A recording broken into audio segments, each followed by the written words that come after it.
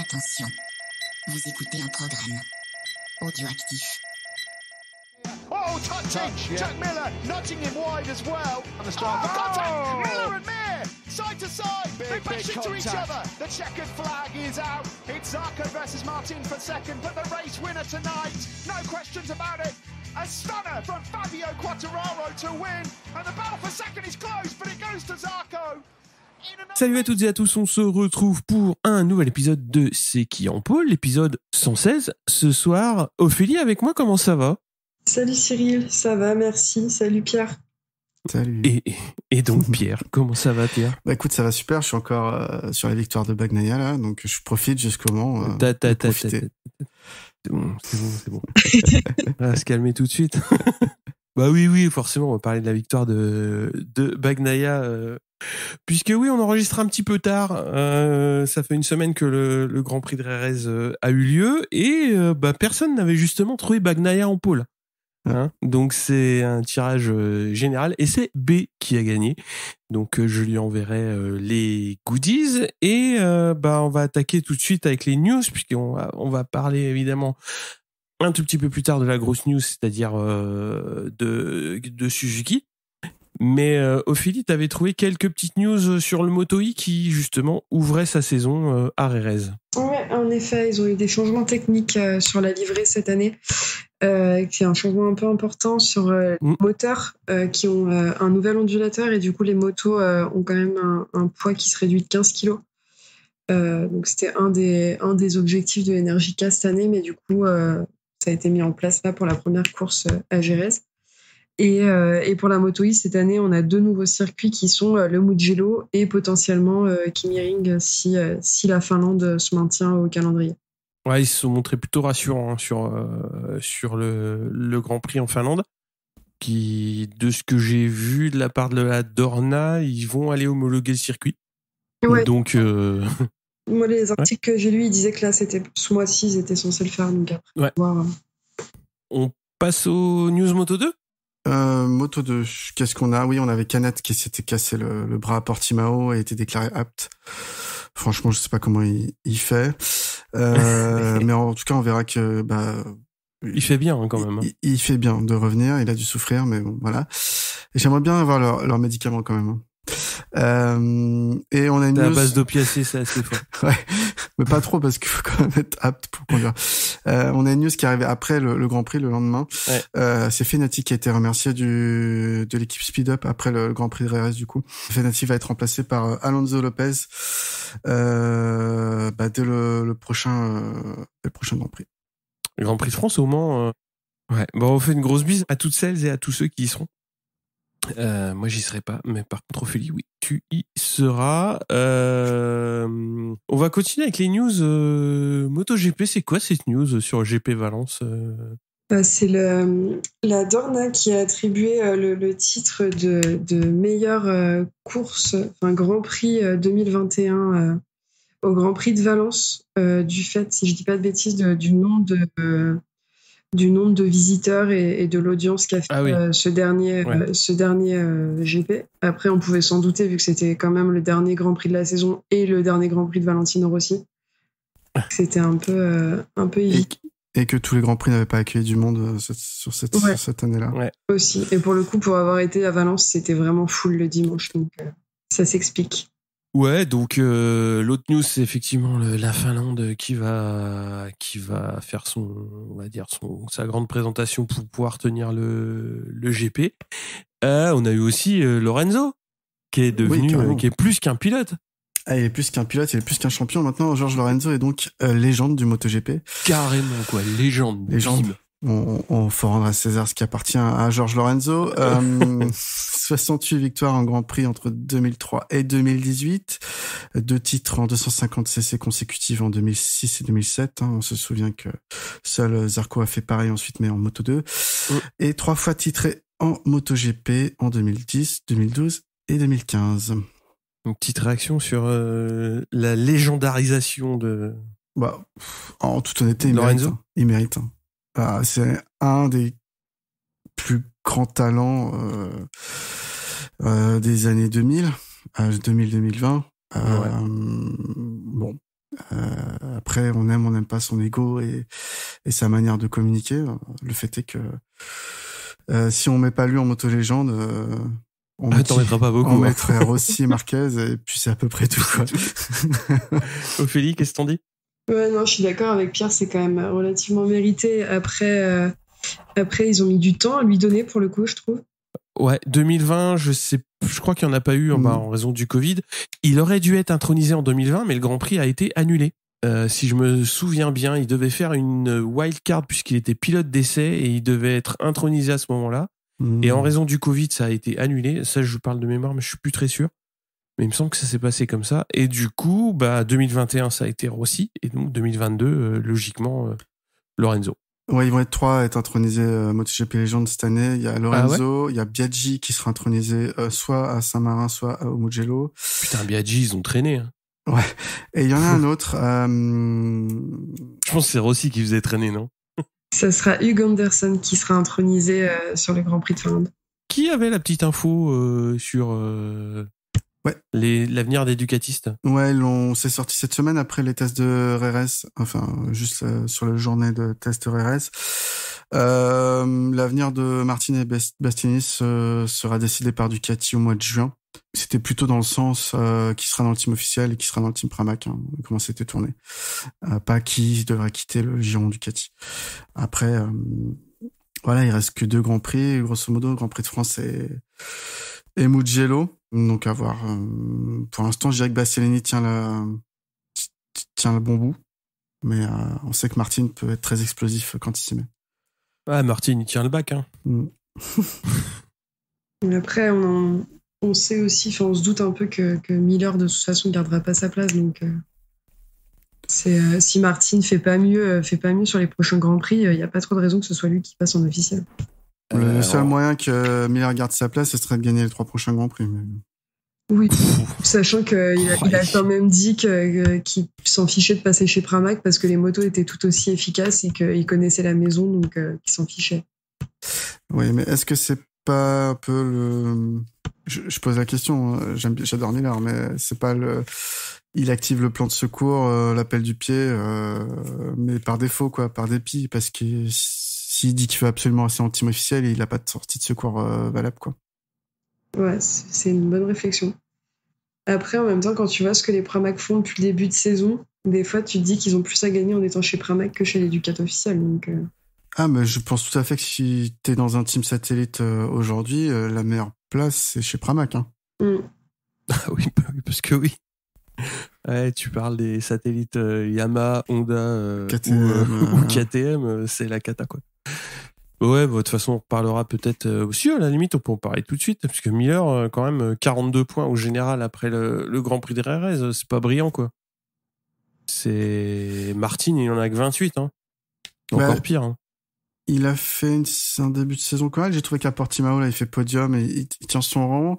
Ouais. Là, Rerez, il est plutôt, il tient la 3e place pendant tout le circuit. Partie, bon, après, il avait manqué de vitesse par rapport à Espargaro et Quartararo et Bagnaia, mais avec Marquez, ça s'est joué pas grand chose. Bon.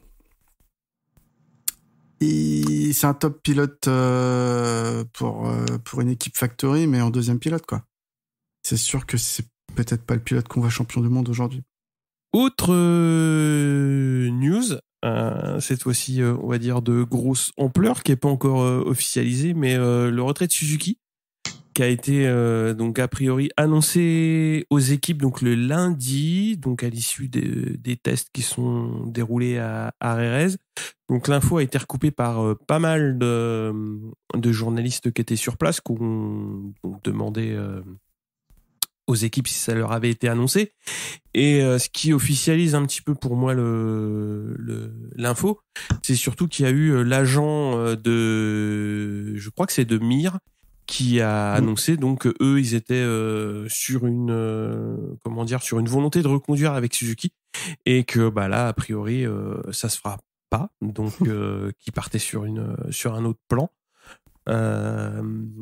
Donc pour moi, c'est la déclaration qui vient officialiser un petit peu la chose. De toute façon, la Dorna a tout de suite posé poser les conditions, puisque Suzuki est engagé avec la Dorna jusqu'en 2026 pour fournir 2 motos sur la grille. Et donc, s'il se retire, va bien falloir trouver un moyen de se mettre d'accord. Donc, comment est-ce que vous interprétez cette info, Ophélie, pour commencer? Moi, je trouve ça fou.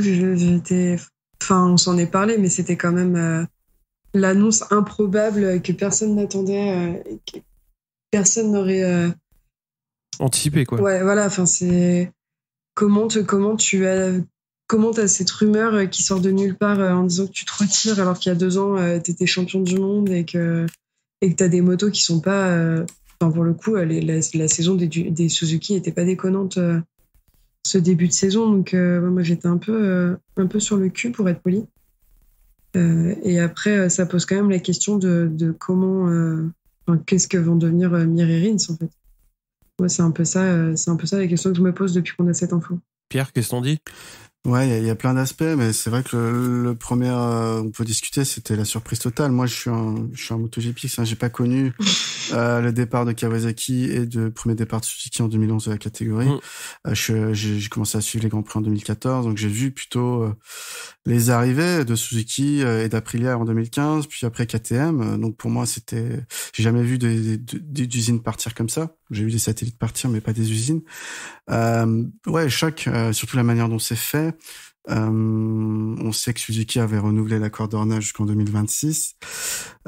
Pourquoi faire ça veut dire qu'il y a un manque d'anticipation du board Suzuki, je pense, là-dessus.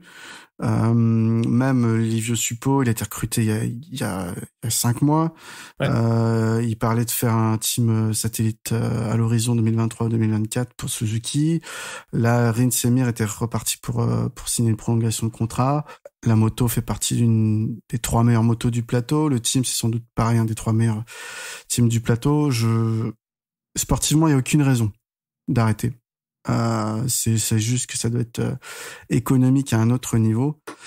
On sait que le team n'est pas sponsorisé comme peut l'être un Ducati avec les nouveaux, un Honda avec Repsol, etc. Donc ça doit jouer aussi, malgré le fait que la Dorna paye quand même pas mal les équipes. Donc là, ça va être le jeu des chaises musicales, savoir est-ce que les places de Suzuki vont être refournies à d'autres équipes, satellite ou constructeur. Ce constructeur, ça me paraît compliqué quand même, de voir arriver un nouvel entrant. Et puis, que se passera-t-il des pilotes? Rins et Mir sont des top pilotes, je les place vraiment très haut dans la catégorie des pilotes actuels. Donc, il y a beaucoup... Si les motos ne sont pas remplacées, il y en a qui vont perdre gros dans l'histoire. Je suis assez d'accord avec Pierre, et la façon dont ça a été fait, c'est quand même pas ultra respectueux pour les équipes et toutes les personnes que ça implique chez Suzuki, sachant que c'est ce qu'on disait tout à l'heure en off, qu'il n'y a eu aucune com officielle de la part de Suzuki sur leur potentiel départ. Donc je trouve que même humainement, il y a eu un gros loupé de ce côté-là. Pour compléter un petit peu le truc, je pense qu'au contraire, ça a été annoncé aux équipes et que ça a très vite fuité. Mais au bout d'un moment, de toute façon, il faut bien l'annoncer aux équipes. Et je pense que l'annonce, elle a été faite comme ce qui nous a été retranscrit donc lundi. Et ça a fuité très vite. Comme maintenant en MotoGP, beaucoup de choses fuitent, comme notamment les discussions Miller-Lucio Cecchinello. Tout fuite trop vite. Donc ils ont annoncé ça aux équipes lundi, et donc nous on l'a su aussi lundi. Donc après je pense de toute façon qu'il n'y a pas de bonne manière de dire à une équipe de ce type-là, les gars, c'est la dernière saison, on arrête. Faut bien le faire d'une manière ou d'une autre, et c'est pas... Oui, mais dans le sens où il y avait aucun signal d'alarme avant ça. C'est ça qui est encore plus brutal. Non, tu l'as très bien dit. Le problème, il est pas sportif. Le problème, il est pas sportif. Il est pas dans les résultats. Il est pas dans les performances. Ils ont réussi. Ils sont partis comme tout le monde de quasiment rien, puisqu'ils s'étaient arrêtés quand même assez longtemps pour perdre, on va dire, pas nécessairement de savoir-faire, mais ils ont réussi à reconstruire une équipe ultra compétitive avec le titre, avec des résultats, des podiums réguliers. Donc le problème, il n'est pas sportif. Et en prenant un peu de recul, je pense que la majeure partie du problème résulte du fait que le titre de Mir n'a pas apporté le gros sponsor ou le gros appel financier d'un grand partenaire, quoi. Quand tu as Repsol, quand tu as Monster qui est sponsor titre, ça aide forcément à asseoir financièrement une équipe. Et Suzuki n'a pas les moyens en termes de sponsors pour payer une équipe complète. S'ils avaient eu les moyens, de toute façon, on aurait vu une équipe satellite Suzuki beaucoup plus tôt. C'est-à-dire que là, on ne l'a pas vu du tout. Quand tu vois KTM, ils sont venus avec des moyens, très vite, ils ont eu une équipe satellite, quoi. Oui, KTM, déjà, c'est un énorme groupe moto, quasiment que ça. Oui. Alors que Suzuki, c'est un groupe plutôt... c'est global. Un motoriste, mais plutôt, voiture, bateau, etc.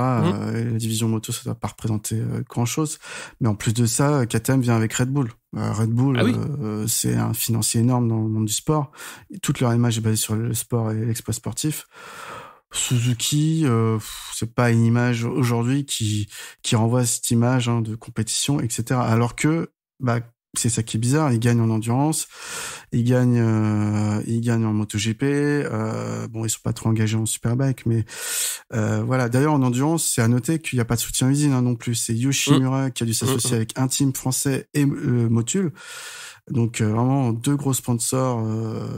Très orienté sport, par contre, eux, avec un team français pour faire gagner la moto japonaise Suzuki, quoi. Moi, de mon point de vue, ça pose un plus gros problème de partenariat et de sponsoring des équipes MotoGP, enfin de ces catégories-là, parce que on a vu que dans les années, très tôt dans les années 80, les cigarettiers sont arrivés et ont arrosé le paddock avec des sponsors à n'en plus finir jusqu'aux années 2004-2005 où ils ont dû se retirer. Là-dessus sont arrivées les boissons énergétiques qui ont fonctionné exactement sur le même modèle.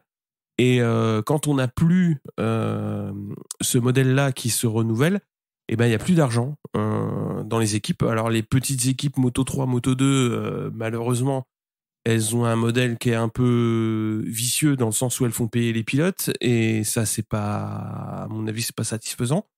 Mais pour les teams MotoGP, on arrive exactement dans le cas de Suzuki où t'as Mir qui est titré et l'année d'après, tu colles un petit autocollant Monster sur ta moto, mais c'est pas un sponsor titre, quoi. Et maintenant, ça coûte énormément cher. Il y a plus de modèle économique qui garantissent la pérennité des équipes. Puisque là, on parle vraiment de pérennité d'équipe. Bon, t'as parlé de boissons énergétiques, il y a encore des pétroliers qui s'investissent aussi beaucoup. On parle de Repsol et de Petronas, même s'ils sont retirés l'année dernière. Bon, ça permet quand même... Il reste Repsol, ouais. C'est sûr que c'est fragile, hein. On voit que l'année dernière Petronas s'est retiré. Le team, le Sepang Racing Team, qui était quand même un team bien implémenté, pas forcément en MotoGP, mais dans une petite catégorie, il a complètement disparu du paysage. Mais Razlan Razali, grâce à sa conviction, il a réussi à rameuter un autre sponsor pour faire survivre une équipe. Mais voilà, est-ce que Suzuki avait la volonté d'aller chercher des sponsors? C'est ça aussi que je veux dire. Parce que je pense qu'ils en auraient trouvé vraiment s'ils avaient fait le boulot là-dessus. Non, franchement, quand tu vois les marques qui sponsorisent les équipes actuellement, tu vois qui pour payer une équipe MotoGP maintenant? Mais là, on parle, par exemple, alors c'est une rumeur, hein, on parle d'un retour de Marc VDS ou de Léopard en team satellite MotoGP. Qu'est-ce qui empêchait Suzuki de se faire sponsoriser par Léopard, par exemple? Si c'est vraiment c'était ça. Non, mais Léopard, ils veulent coller leur nom et ils veulent pas un Suzuki Léopard. Ils veulent une Léopard. C'est autre chose. Ouais, c'est autre chose. Ouais. Après, je pense que Léopard et Marc VDS, s'il remonte un team MotoGP, ça va pas être pour juste coller des marques VDS dessus, quoi. Il va encore y avoir l'Estrella Galicia, etc. Mais ça va être encore un montage financier hyper compliqué. Et on a vu comment ça a fini déjà, Marc VDS, le premier passage en MotoGP, quoi. Bon, alors après, sinon, il y a des grosses marques qui sont déjà impliquées dans le sport au Japon. Il y a des Yoshimura que tu peux aller chercher, des Bridgestone, même si on sait qu'on roule en Michelin en MotoGP, qui sont prêts à investir. En tout cas, je pense qu'il y avait des sponsors à aller chercher s'ils avaient vraiment eu cette volonté. Ça, c'est mon avis. Je dis pas que ça aurait financé tout.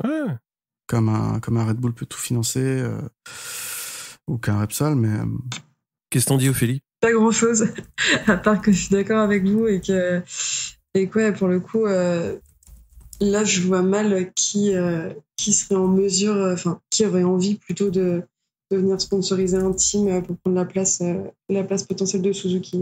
Une équipe Kylian Mbappé? Pourquoi pas? Jordan, il avait son équipe en AMA, hein, donc... Ouais, après, Rossi a fait son team. Peut-être que Lorenzo aura envie de faire pareil. Ouais, mais quand tu vois, Rossi, il a voulu faire un team, et avec Aramco, ça n'a pas pu se monter, quoi. Tu vois, c'est quand même pas rien de monter une équipe vers 46 et d'avoir des difficultés aussi pour trouver des sponsors fiables. Et surtout quand tu t'appelles Valentino Rossi. Bah oui, voilà. De toute façon, l'avenir nous le dira. Je pense qu'avant la trêve, on aura quand même plus d'infos sur cette situation. Concernant le silence Suzuki, qui est pas d'annonce officielle, hein, qu'on l'a appris par des bruits de couloir, il paraît que c'est une semaine spéciale de célébration au Japon. Donc tous les bureaux sont fermés là-bas. Je trouve que c'est encore plus la classe de dire à ton équipe, on ferme les portes, on se revoit la semaine prochaine pour en discuter. Ils vont passer des bonnes vacances, ceux qui bossent à Suzuki au Japon, en tout cas.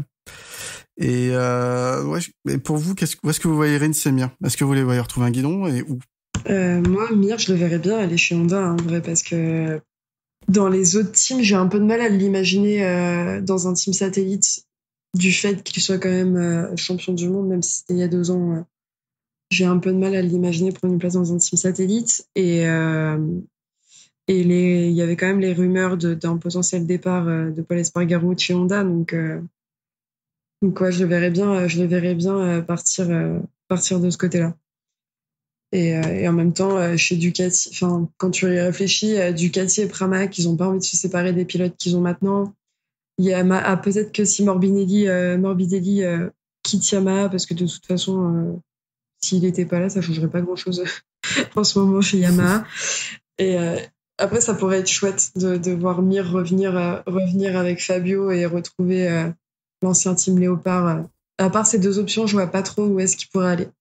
Et Rins, je t'avoue que je vois vraiment pas où est-ce qu'il pourrait le mettre, parce que pareil, le faire passer d'un team officiel à un team satellite, vu ce qu'il fait en course, je pense que ce serait vraiment du gâchis vu le niveau des teams satellites actuels, autres que Pramac. Pierre, tu les vois où, toi? Mir, je le vois où il veut. Franchement, je pense que KTM lui ferait une place, Honda lui ferait une place, Yamaha lui ferait une place. Il y a peut-être que chez Ducati, il aurait pas sa place, et pas parce que ils veulent pas de lui, mais parce qu'ils ont un problème, ils ont trop de pilotes. C'est pas grave, ils vont en mettre 2 de plus l'année prochaine. Donc Non, mais je pense que Mir peut vraiment aller où il veut. C'est lui qui a le titre il y a 2 ans et toujours régulier, à défaut de gagner des courses. Voilà. Rins, je le vois parfaitement soit remplacer Morbidelli. Et je sais que Morbidelli est sous contrat Yamaha jusqu'en 2023 inclus. Hein. Mais Morbidelli pourrait être déclassé dans une équipe satellite Yamaha. Potentiellement, je ne sais pas.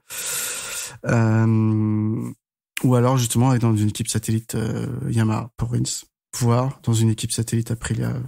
Ou remplacer Vinales chez Aprilia. Je verrais Mir chez KTM avec ce que font KTM cette année. C'est surprenant. Si les autres portes sont fermées, en tout cas, ça reste une moto officielle. Oui, c'est sûr. Après, je suis d'accord avec toi pour le côté Yamaha, sachant que je pense qu'il faut pas se leurrer non plus sur ce que Dovizioso va faire l'année prochaine en moto. Même si je suis sûre que ça te brise le cœur. mais ça serait pas surprenant de voir Morbidelli remercier du team officiel pour repartir en team satellite et qu'un des 2 prenne sa place. C'est pour Dovi, de toute façon sportivement il y est pas, et il dit lui-même que il se heurte à un mur. Il l'a dit après les tests de RS, donc clairement ça veut dire qu'il peut pas, qu'il voit pas où il peut progresser. Donc à partir de ce moment-là, si tu peux pas progresser et que t'es nulle part, je pense que le contrat sera reconduit et ce sera légitime. Après, est-ce que RNF va continuer avec Yamaha aussi? C'est ça la question. Parce que si Aprilia veut monter une équipe B, en sachant qu'RNF, son sponsor principal est déjà italien, faut faire attention. Je sais que Yamaha, je pense qu'ils attendent que le team VR46 se libère de son contrat avec Ducati qu'ils ont jusqu'en 24, je crois, pour avoir une équipe satellite VR46 Yamaha, mais on n'en est pas encore là, quoi. Tu crois qu'ils attendent ça? Mais oui. Ouais, pourquoi ils l'ont pas fait l'an dernier? Enfin là, on fait le match de l'an dernier, mais... Mais parce qu'ils sont nuls. Ah oui, ils étaient persuadés, mais je pense qu'ils étaient persuadés que Valentino ne signerait avec personne d'autre que Yamaha. Et quand Valentino sait ce que vaut la moto, elle dit non, mais les Ducati c'est les meilleurs, elles sont moins chères, on part là-dessus. Lui ou un autre, ou Ucho, ou je sais pas. Hein. Mais je pense que Yamaha ils sont tombés de haut. Mir de toute façon, ça a l'air d'être bien engagé pour aller chez Honda. Ce qui mettrait Paul dans une situation un petit peu délicate, à mon avis. Parce que c'est lui qui devrait sauter, puisqu'ils ont annoncé qu'ils n'activeraient pas la clause de reconduction. Rins, moi, si j'étais Lynn Jarvis, ouais, je ferais ça, ouais. Je dirais gentiment à Morbidelli, écoute, on va peut-être arrêter les frais. et puis je leur basculerai Morbidelli en satellite pour aller chercher Rins, avec les avantages et les inconvénients que ça, hein. C'est-à-dire que Rins il peut être très très performant, mais il est aussi assez irrégulier, hein. Enfin, là cette année ça a l'air d'aller un peu mieux, mais bon, ça reste à prouver. Après faut voir combien il y a de zéro à mettre, parce que de toute façon Yamaha ils veulent rien payer et tout avoir, donc je pense que là, avec 2 pilotes comme ça sur le marché, je pense que le mercato va prendre un coup. Et les pilotes qui doivent re-signer vont demander moins que prévu ou moins qu'espéré, parce que justement, c'est un peu l'offre, la loi de l'offre. Tu crois que ça va casser un peu le marché? Ouais. Toute la dynamique, les pilotes qui voulaient partir, peut-être comme un Miguel Oliveira, un Viñales, ou même un Martin, peut-être qui se demandait s'il avait pas la place chez Ducati officielle, qui pouvait peut-être rejoindre Honda. C'est des rumeurs que j'avais entendues. Ah ouais? Ça va figer tout. Ah ouais, je suis sûr. Martin chez Honda, c'est une catastrophe. Enfin, c'est une catastrophe. Non, mais imagine, les 2 motos sont pas remplacées. Ça veut dire qu'il y a 2 pilotes sûrs qui partent. Plus les rookies qui vont venir du Moto 2, plus Mir et Rins à replacer. Ça fait combien de personnes en tout qui partent? 5 pilotes MotoGP de cette saison? Il y en aura plus. Voilà. Donc tu t'enlèves 2 vies, Parce que Binder, de toute façon, je parle de Darin Binder, oui. Pas Brad. Darin Binder, il est monté en MotoGP, je sais pas comment, hein, mais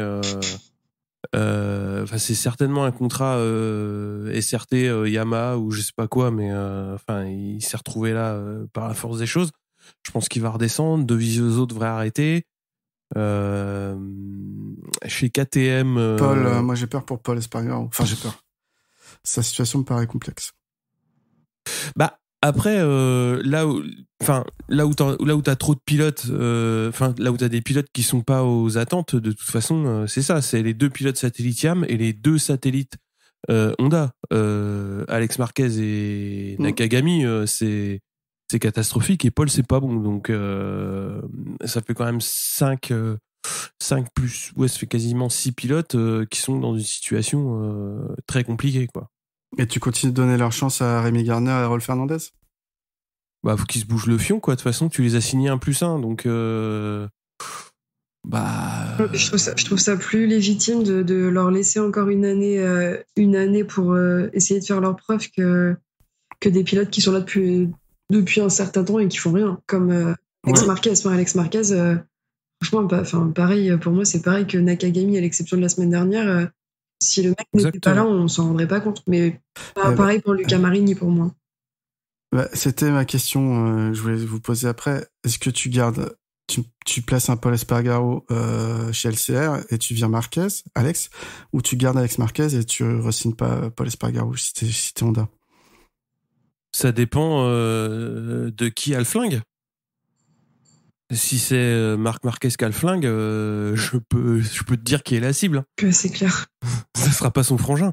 Et si t'arrives et que t'arrives et que tu dis voilà, Alex il gicle, et à mon avis ça va mal se passer dans le box Repsol, hein. Et au-delà du fait que Marquez ait son mot à dire, Espargaro est quand même plus légitime de garder sa place que Marquez. Mais tout à fait. Alex Marquez, c'est vraiment Après, il y a l'âge. Ouais. Il a 30 ans, il a que 30 ans, Paul, mais Il a pas toujours eu des motos faciles, faut le reconnaître ça, mais ça fait combien d'années qu'il est en MotoGP, qu'il a pas de victoire. Bon, on pourrait parler Zarco aussi, mais ouais, mais bon, quand même. Enfin, c'est pour ça que je dis c'est compliqué. Il y a beaucoup de choses qui vont se passer. Il y a beaucoup de pilotes qui vont avoir moins d'ambition que prévu. D'ailleurs, le samedi, Viñales qui déclare oui, Aprilia c'est sympa. Enfin, grosso modo, je paraphrase avec mes mots. Aprilia c'est sympa, mais si j'ai de meilleures opportunités, j'irai voir ailleurs. Mais lui, il a tout compris au film. Ouais. Ah ouais. Ah bah ouais, le mec, il jette à l'eau sans bruit canard, il en trouve une et le truc qu'il dit c'est ouais, elle est pétée. Puis de moi une rustine quoi. Non mais enfin lui. Surtout que je sais pas qui faisait un appel du pied à Suzuki justement, parce que je vois pas. Mais qui peut s'intéresser. Enfin, c'est trop frais, je pense, la manière dont il a quitté Yamaha dans les têtes pour se dire ça y est, c'est un pilote stable quoi. C'est trop frais donc. Bah oui, il est parti de Yamaha il y a tout juste un an. Et faut voir aussi ce qu'il en est de l'Aprilia quoi. C'est Alex Espargaro. Oui. Voilà quoi, il a gagné une course, il enquille les podiums et Pépère, bah il est 10e et il dit oui, la moto elle avance pas quoi. Si, elle avance et tu sais pas t'en servir, tu savais pas te servir de la YAM et tu sais pas plus te servir de l'Aprilia quoi. Donc soit effectivement tu patientes et tu bosses et on verra fin de cette saison ou fin de saison prochaine. Mais si tu commences, il a posé le cul, il a fait quoi? Il a fait 10 courses avec l'Aprilia et il dit partir. Ouais, c'est typiquement le pilote qui a besoin que ça marche tout de suite, pas sans rien faire, parce qu'il a son travail derrière quand même, mais ouais, bien sûr. Mais lui, il aurait vraiment besoin, il voudrait arriver et que ce soit une top moto qui fasse tous les podiums, et il a pas compris que ça mérite un temps de travail et d'avoir une certaine stabilité au sein du team aussi. En fait, il peut pas gagner la confiance de son team en à peine une dizaine de courses en se comportant comme ça. Pour moi, Viñales, malgré toute l'estime que j'ai envers ce pilote, je pense qu'il serait plus gagnant à changer de catégorie et peut-être lâcher la MotoGP pour aller s'épanouir ailleurs que de rester et être aussi frustré qu'il peut l'être en ce moment. Mais du coup, ça rejoint ce qu'on disait. Si Rins prend la deuxième Aprilia, parce que je vois pas aller chez Spargaro partir, est-ce que Viñales aurait une chance de retrouver un guidon en MotoGP l'année prochaine? Bah non. Je pense que c'est compliqué pour des teams de faire confiance à un pilote aussi instable. Enfin, en tout cas, du moins aussi instable sur sa moto, parce qu'on ne le connaît pas en dehors, mais sa com est si mauvaise et il est si lunatique et caractériel à chaque fois que je pense que quand t'es un team, tu te dis est-ce que j'ai vraiment envie de prendre le risque de mettre un mec comme ça dans mon paddock quoi. Je voudrais pas être team manager en tout cas, avec un mec comme lui. Ah oui. Samedi, il était pas content alors. Oui. Enfin, après, c'est toujours pareil. En plus, c'est qu'il a aucun recul par rapport aux performances qu'il a. Oui, il passe en Q1. Oui, il arrive pas à faire des top chronos, mais on reste dans des chronos tout à fait acceptables au regard du MotoGP. On sait que ça se joue à coup de millième. Sauf pour la pole de Bagnaia ce week-end, mais sinon c'est tout hyper centré quoi. Bon, on va en parler ce week-end un petit peu parce que là ça fait un petit moment qu'on parle de plein de choses. C'est putatif. C'est-à-dire pas de gros mots. C'est que des suppositions quoi. Ouais, mais à mon avis Suzuki ça va être plus qu'une supposition assez vite quoi. Oui. À mon avis ils vont vite confirmer le truc parce que de toute façon ça va être le premier truc qui va se discuter au Mans jeudi. Et je pense qu'ils vont devoir confirmer leurs intentions assez rapidement, quoi, parce que la Dorna, elle a vite, comment dire, sifflé la fin de la récré, quoi. C'est-à-dire, ils ont demandé un statut officiel, et je pense qu'ils vont l'avoir, parce que bon, quand même, voilà, c'est pas à Valence qu'il faudra dire. Au fait, les gars, l'année prochaine, on n'est pas là. Hein. Ça reste dommage. Hein. Sportivement, c'était intéressant. Enfin, le projet est intéressant, fonctionne bien. Mieux que KTM, par exemple. Avec moins de moyens. C'est dommage. Dommage. On va parler un petit peu de course. Ouais, il y a un petit truc dont on peut parler avant d'enchaîner sur les courses. Vas-y. Il y a un petit détail, mais il y a eu des changements sur le règlement. Le règlement la semaine dernière durant le week-end. qui concerne les longues laps. Ouais. Donc l'info, c'est que il y a une modification qui a été apportée pour préciser que la voie destinée aux longues laps sur chaque piste doit être tracée sur de l'asphalte non peinte et ne doit pas être peinte même si la zone de dégagement qui l'entoure l'est. Donc ça, c'est un changement qui prend effet immédiatement. Et il y a eu 2 changements pour les années à venir. C'est que pour 2023, ils réduisent le nombre de jours de tests officiels autorisés pour les catégories GP. Et pour 2024, ils souhaitent mettre en place l'obligation d'utiliser au moins 40% de carburant non fossile pour les motos, dans un but d'être à 100% de carburant non fossile en 2027. Donc après, à voir ce que ça va donner et de quelle manière ils vont réussir à le mettre en place, mais ça fait partie des changements qui sont affichés au règlement pour les années à venir. Ouais, pour les carburants, c'est ambitieux, hein, parce que en gros, 2027, plus de carburant fossile, ça veut dire que t'es en carburant de synthèse 100%. Ouais. Ou issu d'huile de soja ou d'huile de friture, je sais pas. Enfin, ils vont trouver des trucs. Mais ouais, il y a intérêt à se mettre au boulot. Enfin, Repsol, je pense qu'ils ont du boulot là-dessus. Je pense qu'ils sont à fond. Et ouais, on verra bien ce que ça va donner. Ouais, j'ai une petite interrogation sur l'histoire des longues laps. Là. Ouais. J'ai pas le souvenir d'un circuit où de toute façon le long lap était peint au sol, quoi. J'essaie de me souvenir, mais moi je le vois pas. Moi, de tête, je le vois pas. Je vois effectivement le dégagement du verre, donc pour empêcher les pilotes de toute façon dès qu'ils passent dans le verre, ils sont pénalisés. Donc le verre à l'inter pour leur signifier clairement qu'ils n'ont pas le droit de couper, et le verre à l'extérieur aussi. Donc pour signifier bien le couloir du long lap. Mais ouais, je pense que compte tenu de la proximité du quota, c'est possible qu'au quota ils se soient pas fait chier, qu'ils aient pas un truc au sol, quoi. ça me fait bien penser. Ou alors à Mandalika, je sais pas, mais je pense qu'il y a eu une connerie de faite et qu'on s'en est pas rendu compte, et la Dorna a dit non les gars là, ça glisse. Arrêtez vos conneries, quoi. C'est possible. J'ai cherché un peu en lisant la news et j'ai pas trouvé non plus lesquels étaient potentiellement peints. Après, est-ce que ça a été peint d'une couleur que nous on voit pas quand on regarde les Grands Prix? Bon, on passe aux courses. Allez. C'est parti pour la Moto E. Oh là, c'est vrai que ça reprenait. Ouais. Pour mémo, il y avait un nouveau format de qualif en Moto E cette année, donc je les ai pas regardé les qualifs, donc je ne sais pas spécifiquement. C'est Q1 Q2. Si c'était mieux. Ouais, mais si je veux dire si c'était mieux que la Super Pole. Moi, j'aimais bien la Super Pole. À regarder, je sais pas trop ce que ça a donné. En course 1, parce qu'il y avait une course le samedi et une course le dimanche. Donc bon départ de Garzo devant Ponce et Casadei. Granado et Agarter sont à l'affût. Il y en a une chute pour Alessio Finello dans le second tour qui se fait surprendre à la remise des gaz et part en léger high-side. Belle bagarre à 5 devant en ce début de course. Casadei va chuter à la bagarre avec Ponce après un contact carénage dans un virage, mais pourra repartir et finir 17e. Alors que Granado semble prendre l'avantage devant, Agarter prend le meilleur sur Ponce et Ferrari raccroche le wagon. Granado remporte la course devant Agarter et Ferrari 3e. Ponce, qui avait fini 3, prendra lui une pénalité de 3 secondes car il n'a pas effectué son long lap suite à la chute et au contact avec Casadei. En course 2, départ très similaire à la course 1. De toute façon, la grille était la même. La grille de départ était la même. Donc avec Casadei en tête au premier virage, Alcoba va chuter dans le premier tour et Herrera a fait un jump start, va prendre un double long lap. Beaucoup de belles bagarres en ce début de course et ça dépasse pas mal dans le groupe de tête. Ruiz va faire une très grosse chute derrière, mais semble ok. Et Garzo va chuter également le tour suivant. La victoire se jouera entre Agarter, Granado et Ponce qui se sont légèrement détachés, mais Casadei va finir par recoller à la toute fin. Victoire de Granado devant Ponce et Casadei, Agarter 4e. Au championnat, donc, on a une double victoire de Granado, 50 points, Agarter 33 points et Ponce 28 points.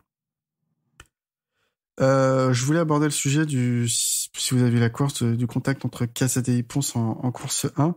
Est-ce que ça méritait vraiment une sanction? J'ai trouvé que c'était dur les 3 secondes de pénalité. Ou le long lap, en fait. Parce qu'à la base, c'était un long lap. Alors, est-ce que ça méritait une sanction? Pour moi, le gros problème qu'on a sur ce contact, c'est que là, t'as des pilotes qui ont des habitudes de moto agile. Et là, ils se retrouvent avec des machins, même s'ils sont plus légers cette année, qui sont énormes. Et normalement, on va dire avec des motos thermiques, ça passait. C'est-à-dire que là, il y en a un qui relevait et ça écartait, mais au moins, ils auraient pu passer le virage à 3. Là, ils se sont retrouvés en sandwich. Là, le contact et le fait qu'ils finissent au bac, c'est typiquement lié aux limitations techniques de la moto. Donc, pour moi, c'est plus un problème de catégorie que de pilote. Donc, je vois pas pourquoi tu sanctionnes le pilote. Ouais, je vois ce que tu veux dire, mais c'est difficile d'appliquer des règlements différents dans différentes catégories, quoi. Donc, effectivement, si tu dis moteur thermique, ça passe, donc on sanctionne pas dans ces catégories-là, et du coup, on fait pareil en moto I. Faut tenir le même discours, quoi. Là, ouais, voilà. Là, le gros problème, c'est qu'ils essayent d'appliquer des formats de course avec des motos qui sont pas adaptés pour ça. Et là, on le voit très bien. Les seuls qui arrivent à faire des dépassements propres en moto I, c'est ceux qui ont déjà un petit peu de bouteille. Donc typiquement Granado, Egerter qui pilotent les motos depuis un certain temps maintenant, qui savent faire la différence entre les motos. Et de toute façon, moi j'ai trouvé que ça devenait n'importe quoi, dans le sens où autant avant c'était plus ou moins intéressant, ça commence à être inutile. Ouais. Le moto I. Je trouve, enfin là, les deux courses, je me suis franchement, je dirais pas fait chier, mais tu te dis bah dès qu'il y en a un de toute façon qui essaye de faire un freinage ou de faire un dépassement type moteur thermique, de toute façon ça va pas passer. Forcément, ça va sortir large, ça va se toucher, ça va finir au bac. J'ai l'impression que personne n'arrive à prendre la mesure de ces motos, donc ouais, c'est un peu au petit bonheur la chance, quoi. Je dirais pas. Okay. Je dis pas que c'est quand même ton avis. Moi, j'ai bien aimé les courses. Bah, surtout si tu veux, j'ai bien aimé parce que j'ai vu effectivement que Granado, Ponce, Egerter et il y a un quatrième pilote. J'ai perdu le nom. Ouais. C'est à peu près les 4 qui arrivaient à faire des trucs à peu près propres avec le truc, avec la machine. Et le reste. J'ai l'impression que ça tourne au folklore et enfin c'est méchant de dire ça, hein, mais j'ai l'impression qu'ils arrivent pas à se doubler. Enfin, tout simplement, ils arrivent pas à se doubler propre. Donc forcément, le contact Casadei Ponce, ouais, tu sanctionnes un pilote. Qu'est-ce que tu veux faire, le mec il a une moto qui est aussi lourde qu'un cheval de trait. Il peut pas la passer là où ça passe pas, quoi. Enfin, le gros problème, c'est ça, c'est qu'ils arriveront jamais à se dépasser proprement et correctement avec ces motos-là, quoi. Pas tous. Il y en a qui arriveront jamais. Ouais, je comprends. Après, ils ont 15 kilos de moins quand même sur les motos cette année. Et puis l'année prochaine, on verra parce que la catégorie va être complètement redynamisée par l'arrivée d'un nouveau constructeur. Ouais. D'accord. Non? Si. Ça a souhaité, ouais. Ouais. Mais voilà. Ok. Tu regarderas pas les autres courses cette année, de ce que je comprends. Mais si, je vais les regarder parce que, je vais les regarder parce que j'ai envie de voir comment ça évolue. Mais là, franchement, j'ai vu des trucs. Enfin, il y a des mecs qui tentent. Tu te dis, mais jamais ça passera. Jamais de la vie. Après, c'est l'excitation de la première course de la saison. Ah, putain, mais ouais, d'accord. Mais oui, c'est pour ça que je vais regarder les autres. Mais puis surtout, c'est court. Mais non, moi. Et puis après, il y a le gros truc, il y a eu quand même quelques chutes. Et à chaque fois que t'as une moto qui chute, t'as un gars qui vient, qui doit être spécialisé dans les hautes tensions, qui vient voir la moto. Non mais sérieux, hein, avant que n'importe qui puisse, même le pilote, puisse essayer de relever la moto, quoi. Donc si tu veux, partant de là, oui, une moto électrique, c'est dangereux après un crash. D'ailleurs, Ruiz, il a complètement déglingué sa moto libre là, avec les tonneaux. Mais si tu veux, là, moi, j'ai perdu un petit peu l'intérêt que j'avais au lancement de la catégorie. Alors, effectivement, peut-être que l'année prochaine, ça va un petit peu se dynamiser, et je l'espère. Mais là, les deux courses, oui, si, il y a l'animation en tête de course, mais c'est bien, tu trouvais un intérêt à la catégorie au début déjà. C'est déjà pas mal. Bah ouais, ça avait l'intérêt de la nouveauté, quoi. Tu te dis, ouais, qu'est-ce que ça va donner? Et puis au fil du temps, tu vois un petit peu ce que ça donne. Et effectivement, les seuls qui s'en sortent bien et qui arrivent à faire des beaux trucs, c'est des pilotes comme Granado et Gerter qui ont compris certaines choses de la moto, quoi. C'est-à-dire que ça sert à rien de vouloir faire les freins à l'inter comme avec une thermique. Parce que de toute façon, tu ne pourras pas bloquer la trajectoire du mec que tu essayes de doubler. Parce que forcément, tu vas partir hyper large et le mec, il va recouper et en 2 courses, tu l'as vu 25 fois des mecs qui vont dire « Ouais, je te fais l'inter !» Ah merde ! Et ça part trop large. Et 1 fois, 2 fois, ça va, mais au bout d'un moment, c'est rigolo comme jeu. Mais Et puis, typiquement, Granado, c'est le type de pilote qui a une expérience de la Moto 2 et de la Moto 3 où il a une certaine réflexion et une certaine technique sur ses dépassements, ce qui n'est pas le cas de tout le monde. Je pense qu'il a plus compris les trajectoires à prendre avec ces motos-là. Et on l'a vu clairement. Enfin, c'est un truc qui a été dit sur MotoGP.com pendant une des courses. À un moment, il a dépassé des gars où le gars, il a dit, mais jamais c'est pas un endroit de dépassement en thermique. Bah ouais, parce que les caractéristiques des motos sont tellement différentes qu'il faut pas réfléchir comme en thermique.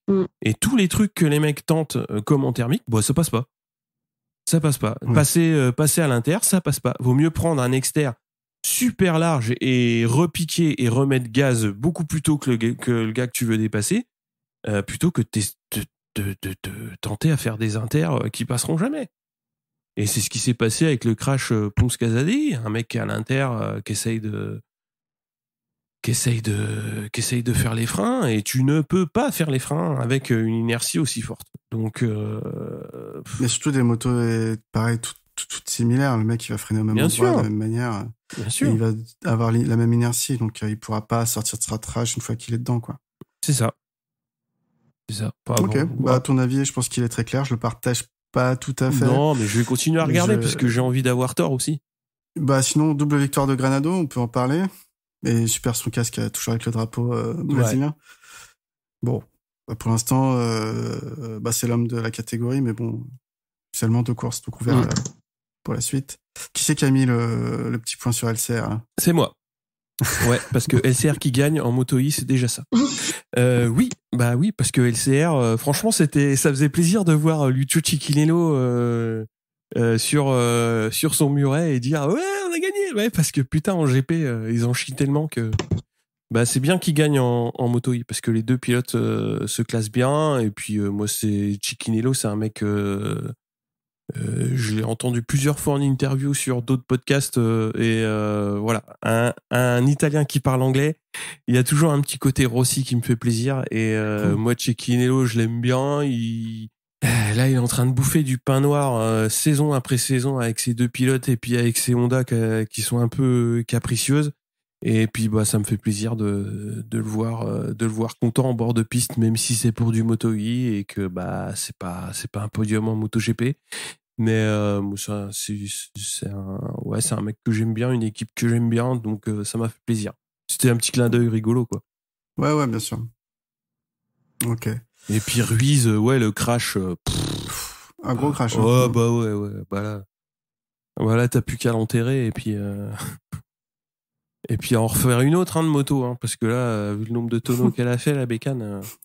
Il n'y avait pas grand chose à sauver, je pense. Non, il n'y avait pas grand chose. Bref, ça recourt au Mans, les électriques. Ouais. S'il pleut pas trop. Ah, pourquoi? S'il pleut, ils courent pas, eux? Non, je plaisante pas d'électricité. C'est possible. C'est possible. Bon, on va passer au Moto 3. Et avec les qualifications, donc ce sont Toba, Ogben, Bertele et Artigas qui passent en Q2, et on retrouvera en Paul Guevara devant Garcia et Masia. Foggia, Honshu et Artigas en 2e ligne. Félon est inapte suite à une luxation de l'épaule, donc consécutive à une chute lors des essais de vendredi. Alors, moi, ça m'a fait un petit peu marrer, parce que quand j'ai vu qu'il était pas là, je me suis dit, tiens, je vais chercher. Et donc, donc il se luxe l'épaule en chute. ils l'emmènent, ils lui remettent et ils disent ah bah non tu courras pas. Et forcément ça m'a rappelé un petit peu le cas de Marc Marquez il y a quelques années où rien qu'en se faisant taper dans le dos, il se faisait déboîter l'épaule par Miller. Moi je trouve que ça m'épate quand même qu'on en arrive à une inégalité de traitement assez flagrante. Bon après c'est pour la santé du pilote, je veux bien l'entendre, mais ça m'étonne. Je sais pas ce que vous en dites.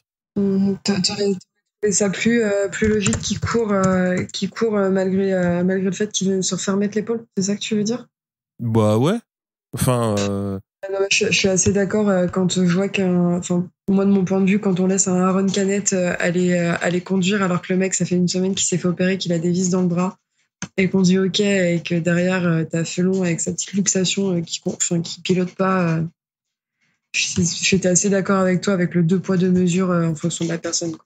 A priori, de toute façon, ils ont des tests en faisant des pompes, etc., des tests physiques pour déclarer l'inaptitude ou pas.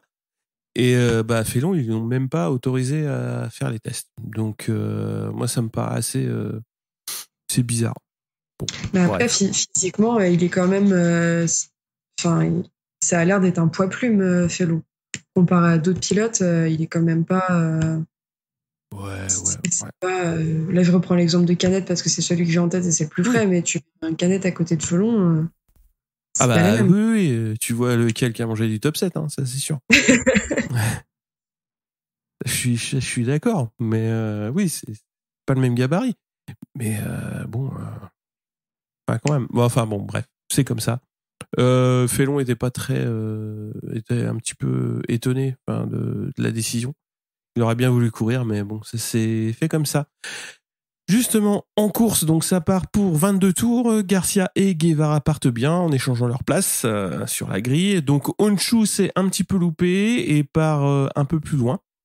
Un groupe de 4 se forme, donc avec Guevara, Garcia, Mazia et Morera, et Honshu qui mène la poursuite au fil des tours. Donc le Turc et Artigas vont réussir à recoller. Sasaki, Olgado et Rossi vont revenir à leur tour.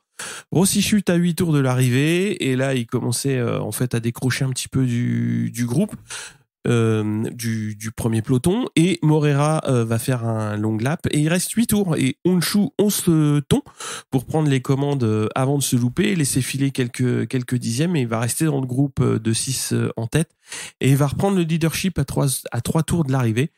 On assiste à une course très très disputée avec beaucoup de dépassements, donc un superbe dernier tour. Donc pour ceux qui n'ont pas vu, c'est vraiment très très très très chouette ce qu'ils ont réussi à faire. Et malheureusement, Honshu va louper à nouveau le podium puisque Guevara s'impose devant Garcia et Mazia, et donc le Turc fait 4, Artigas 5 et Sasaki 6. Au général, donc on a Garcia qui est en tête avec 103 points. Devant Foggia 82, Foggia qui a complètement raté sa course, et Guevara 73. Donc, qu'est-ce que vous avez pensé de cette course? Que Honshu va jamais réussir à l'avoir, ce podium. Mais si, il va y arriver. Non, mais là, vraiment, il stagne à la 4e, si je dis pas de bêtises, sur 6 courses. Il a été 3 fois 4e, 2 fois 5e, et il n'arrive pas à monter dessus, quoi. Je trouve ça tellement frustrant pour lui. Frustrant, oui. Mais il faut se dire qu'un jour ça va passer. T'as envie de le voir. Il fait pas des courses, dégueu, et il sait y faire quand même. Donc t'as quand même envie de le voir à un moment donné réussir à aller se battre pour monter sur ce podium. Et pour l'instant c'est toujours pas le cas. Donc c'est un peu décevant, je trouve. Même si c'était une belle course. Ouais, alors Honshu, moi j'ai rien à dire, je trouve qu'il a fait une bonne course, ça viendra, j'ai pas d'inquiétude. Et même si ça vient pas, c'est arrivé à d'autres pilotes de pas forcément scorer en Moto 3, mais après de monter dans cette catégorie et de gagner plutôt dans des catégories autres. On sait que le Moto 3 c'est très disputé, les derniers virages sont très compliqués à gérer, mais lui ce qui m'impressionne, c'est qu'il tient sur ses roues. Il essaie de se battre et il a fait une superbe course. J'ai pas forcément d'inquiétude pour lui, et puis ça viendra, que ce soit dans cette catégorie ou une autre. Oui, c'est clair. Ouais, le plus important, c'est qu'il reste au contact du bon paquet. Après, voilà, bon, bah, faire 4, 5, ça reste quand même des belles perfs et régulières. Donc, bah, je te rejoins, Pierre, dans le sens où ça va venir. Après, Guevara, ça fait aussi pas mal de temps qu'il galérait dans la catégorie. Et Honshu, ça devrait arriver. Pas de raison. Souviens que son frère a fait une seule wildcard et il avait gagné la course. Voilà. Ouais, puis la saison d'après, il avait pas mis un point aussi. Hein. La saison d'après, il avait disparu, mais voilà. Ça doit foutre une pression quand même. Ouais, ça doit jaser dans les repas familiaux. Ouais. On passe au Moto 2. Donc, en Moto 2, Chantra, Navarro, Arenas et Ben Snyder passent en Q2. Ogura prend la pole devant Arbolino et Loves. Canet 4, Aldeguer 5 et Vietti 6. En course, donc, Ogura, Canet et Aldeguer partent bien. Acosta chute après un accrochage avec Aldeguer, donc qui avait lâché un petit peu le groupe de tête. Et donc le groupe se forme à 4 avec Ogura, Arbolino, Canet et Chantra. Fenati chute assez vite dans cette course, suivi de près par Loves qui était 4e. Chantra, qui avait récupéré la 4 justement, chute le tour d'après.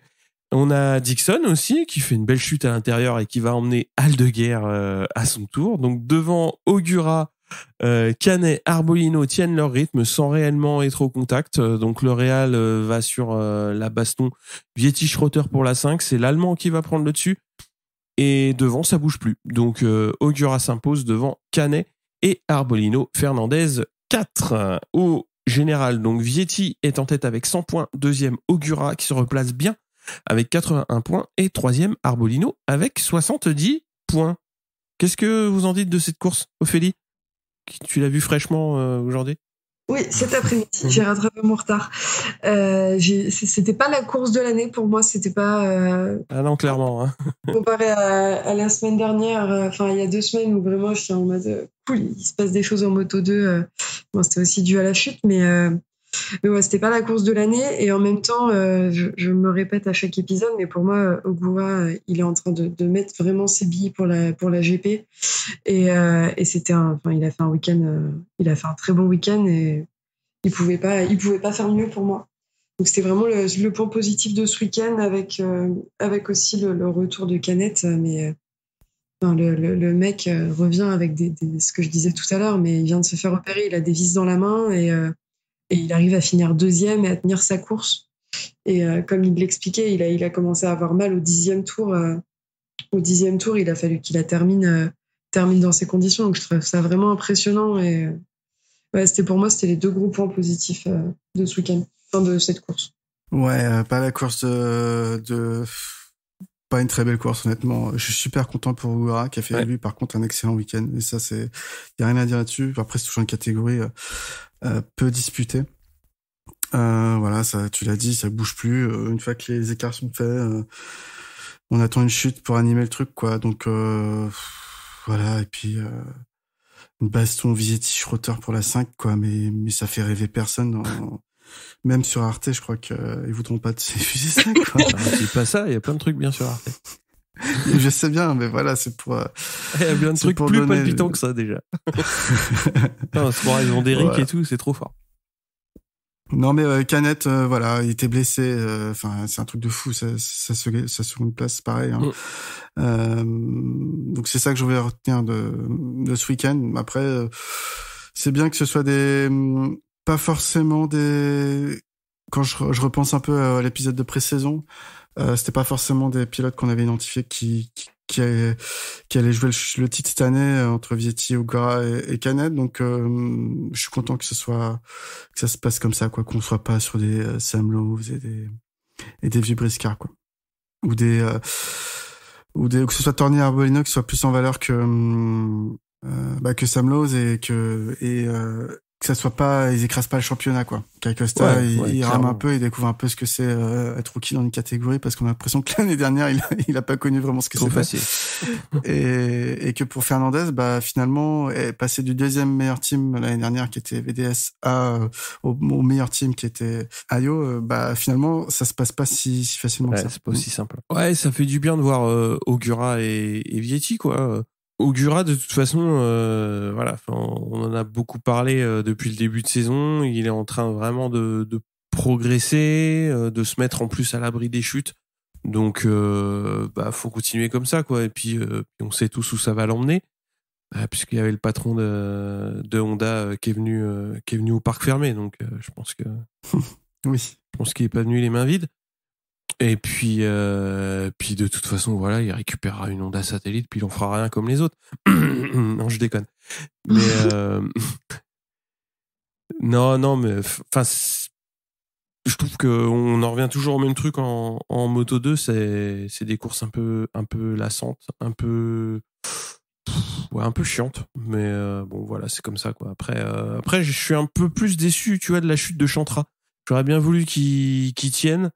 Parce qu'il était en bonne position et il aurait pu, depuis le début de saison aussi, il anime bien les choses. Donc ça aurait été bien qu'il tienne un peu plus. Mais bon, voilà, après c'est comme ça. Aldeguer aussi était plutôt dans les bons coups. Puis ça finit en autre boudin avec Dixon qui fait encore une chute, un peu conne, quoi. D'ailleurs, réaction quand même assez puérile, j'ai trouvé. De Dixon. Ouais, enfin, t'avais l'impression qu'ils allaient se taper et t'es là, mais mec, c'est ta faute. Genre, remets-toi en question à un moment donné, quoi. Ah bah, Dixon, quand il va voir le replay, je pense qu'il va changer d'avis, mais. J'étais vraiment, moi j'ai eu un moment de, attends, il va lui rentrer dedans, quoi. En même temps, ils sont trop gentils, c'est trop calme en ce moment. Il n'y a pas assez de bagarre entre les pilotes. Il fallait un peu d'animation, peut-être. Ouais, enfin bon, quand on est voir de l'animation entre Dixon et. C'est clair. Ouais, c'était un peu tristoun. Pierre, on passe au MotoGP ? Allez, go. Allez, feu. Aussi, on s'est un peu fait chier.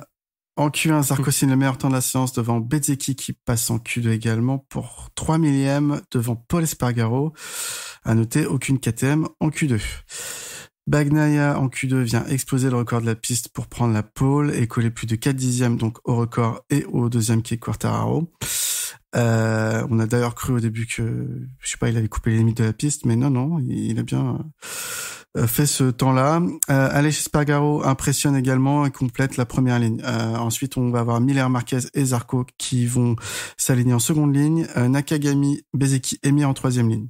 En course, donc, Bagnaia tient son rang et contient Quartararo sur les premiers virages devant Miller, Marquez, Aleix Espargaro.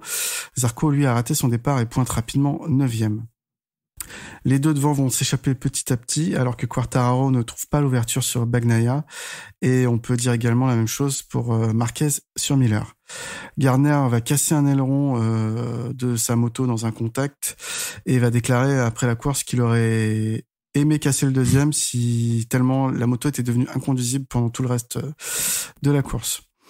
Martin et Bradle vont chuter tous les deux au virage numéro 13 séparément et vont pouvoir repartir. Et un peu plus loin, Rins et Zarco vont chuter également. Devant, Bagnaia et Quartararo jouent dans la cour des très très grands. Même si le Français n'est pas en mesure de porter une attaque, il va osciller entre 0,3 secondes et 0,8 secondes derrière l'Italien et va attendre l'erreur du pilote Ducati pour prendre l'avantage. Bradle va encore chuter alors qu'Aleix Espargaro recolle au groupe Miller et Marquez et leur met sérieusement la pression. Marquez va enfin passer Miller, mais va commettre une petite erreur. Et c'est Aleix qui va doubler les deux pour la 3e place et se détacher petit à petit de ce groupe-là. Longue lap pour Martin qui a dépassé les limites de la piste dans les derniers tours. Victoire impériale de Bagnaia devant Quartararo et Aleix Espargaro. S'en suivent Marquez, Miller et Mir toujours dans les bons coups. Notera Nakagami P7, Bastianini P8 et Bezzecchi P9. Au championnat, Quartararo garde la tête du championnat avec 89 points. Aleix Espargaro, 82 points. Bastianini, 69 points. Et Zarco, 7e, 51 points. Donc le grand perdant, je dirais, c'est Alex Rins sur cette course qu'on n'a pas vue. Si, il a fait une petite sortie dans le gravier en tout début de course. Oui. Et puis après, il a pas chuté, mais il a pas réussi à recoller, en fait. Ouais, mais même sa qualif, c'était pas son week-end, c'était pas terrible. On peut aborder le fait que la victoire de Bagnaia. J'ai quand même à noter le Grand Chelem, hein, donc il a fait la pole, il a eu les meilleurs tours en course, il a aligné tous les tours en tête de course et il a décroché la victoire. Et même un peu plus que ça, puisqu'il a obtenu au passage, on sait, le record de la piste sur la pole position. Il y a que la plus grande vitesse max du week-end qu'il n'aura pas obtenue, hein, mais je sais pas si ça existe, c'est un ultra Grand Chelem de toute façon. Mais voilà, on peut dire que... Il y a que toi pour trouver un Grand Chelem déjà, de toute façon. Non, d'autres l'ont fait avant lui. Hein. Je crois que chez Ducati, Stoner l'avait fait en 2007, je crois. C'était le dernier pilote Ducati à avoir fait un Grand Chelem. Mais Quartararo l'a déjà fait également, ce genre de choses. Voilà, Bagnaia, on sait qu'il s'était un peu froissé l'épaule en plus la semaine dernière, enfin la semaine d'avant du coup, au Grand Prix de Portimao. Qu'est-ce que vous avez pensé de son week-end et de sa course ? C'était propre. Enfin, pour moi, j'ai l'impression que c'est le début de la saison pour Bagnaia. J'ai l'impression qu'il était tellement en retrait, enfin pas en retrait, mais pas forcément à son meilleur niveau depuis le début de la saison, et que Jerez, pour lui, c'est le début et c'est le moment où il va commencer à marquer des points. Enfin, je l'espère du moins. Pour moi, c'était vraiment... Il n'y a rien à redire sur son week-end. C'était un week-end propre de A à Z, comme tu l'as dit, et ça fait plaisir de le voir revenir à son meilleur niveau comme il l'a fait pendant la course. Moi, le seul petit bémol que j'ai par rapport à sa course, c'est que j'aurais aimé voir un peu plus de bagarre devant. Et là, pour le coup, je sais pas depuis quand c'était pas arrivé qu'on se retrouve avec les trois, la première ligne qui arrive et qui termine sur le podium dans le même ordre. Mais pour moi, Pecco et Fabio, ils ont fait leur course de leur côté et ça se bagarrait derrière. Donc, c'est le seul bémol que j'aurais pu trouver à la course de Bagnaia. Ouais, enfin, moi, de la course, ce que je retiens, c'est vraiment l'échappée de Bagnaia et Quartararo. Hein. Ils ont mettre 10 secondes à tout le monde. C'est énorme. Après, déjà, les deux ont imprimé vraiment un rythme très, très, très, très élevé. Quartararo finit pas loin. Bagnaia, je pense, sur les derniers tours, il lève le pied assez sérieusement, puisqu'il a peut-être 5 ou 6 dixièmes. Il laisse filer un petit peu. Mais le Français est pas en mesure d'aller le chercher, mais il est pas si loin, il est pas loin. Ça s'est fait au rythme, mais Bagnaia, il était temps de lancer la saison de toute façon, parce que ça devenait urgent. Après, il y a eu des coups de pas de bol, il y a eu 2-3 coups de pas de bol quand même. Et Bagnaia, là, c'est à souhaiter que ce soit parti, quoi. Je suis d'accord pour dire que Quartararo fait un week-end également incroyable. Là où je place Bagnaia un peu au-dessus, c'est juste par rapport aux performances de Quartararo à Jerez, en général, où il est au-dessus du lot. Là, on voit Bagnaia lui a tenu tête et la dragée haute. Donc, pour moi, ça annonce du bon dans cette saison, dans le sens, si on a, avec en plus Aleix Espargaro qui se mêle à tout ça, parce que voilà, Quartararo a gagné à Portimao, Bagnaia a gagné à Jerez, et les deux sont en forme. Même Bagnaia, il a fait une bonne course à Portimao, même s'il part loin du fait qu'il n'avait pas pu avoir un temps en qualif. Il a fait une super remontée, donc moi j'ai l'impression que les deux ils sont bien en Europe, et là on va partir pour une vraie bagarre entre les deux, et c'est ça qui fait plaisir à savoir, quoi, à anticiper. Que les deux aient pu faire avec les faiblesses de leur machine, parce qu'ils ont parfois eu un peu de mal en début de saison, et qui reviennent à leur meilleur niveau, quoi.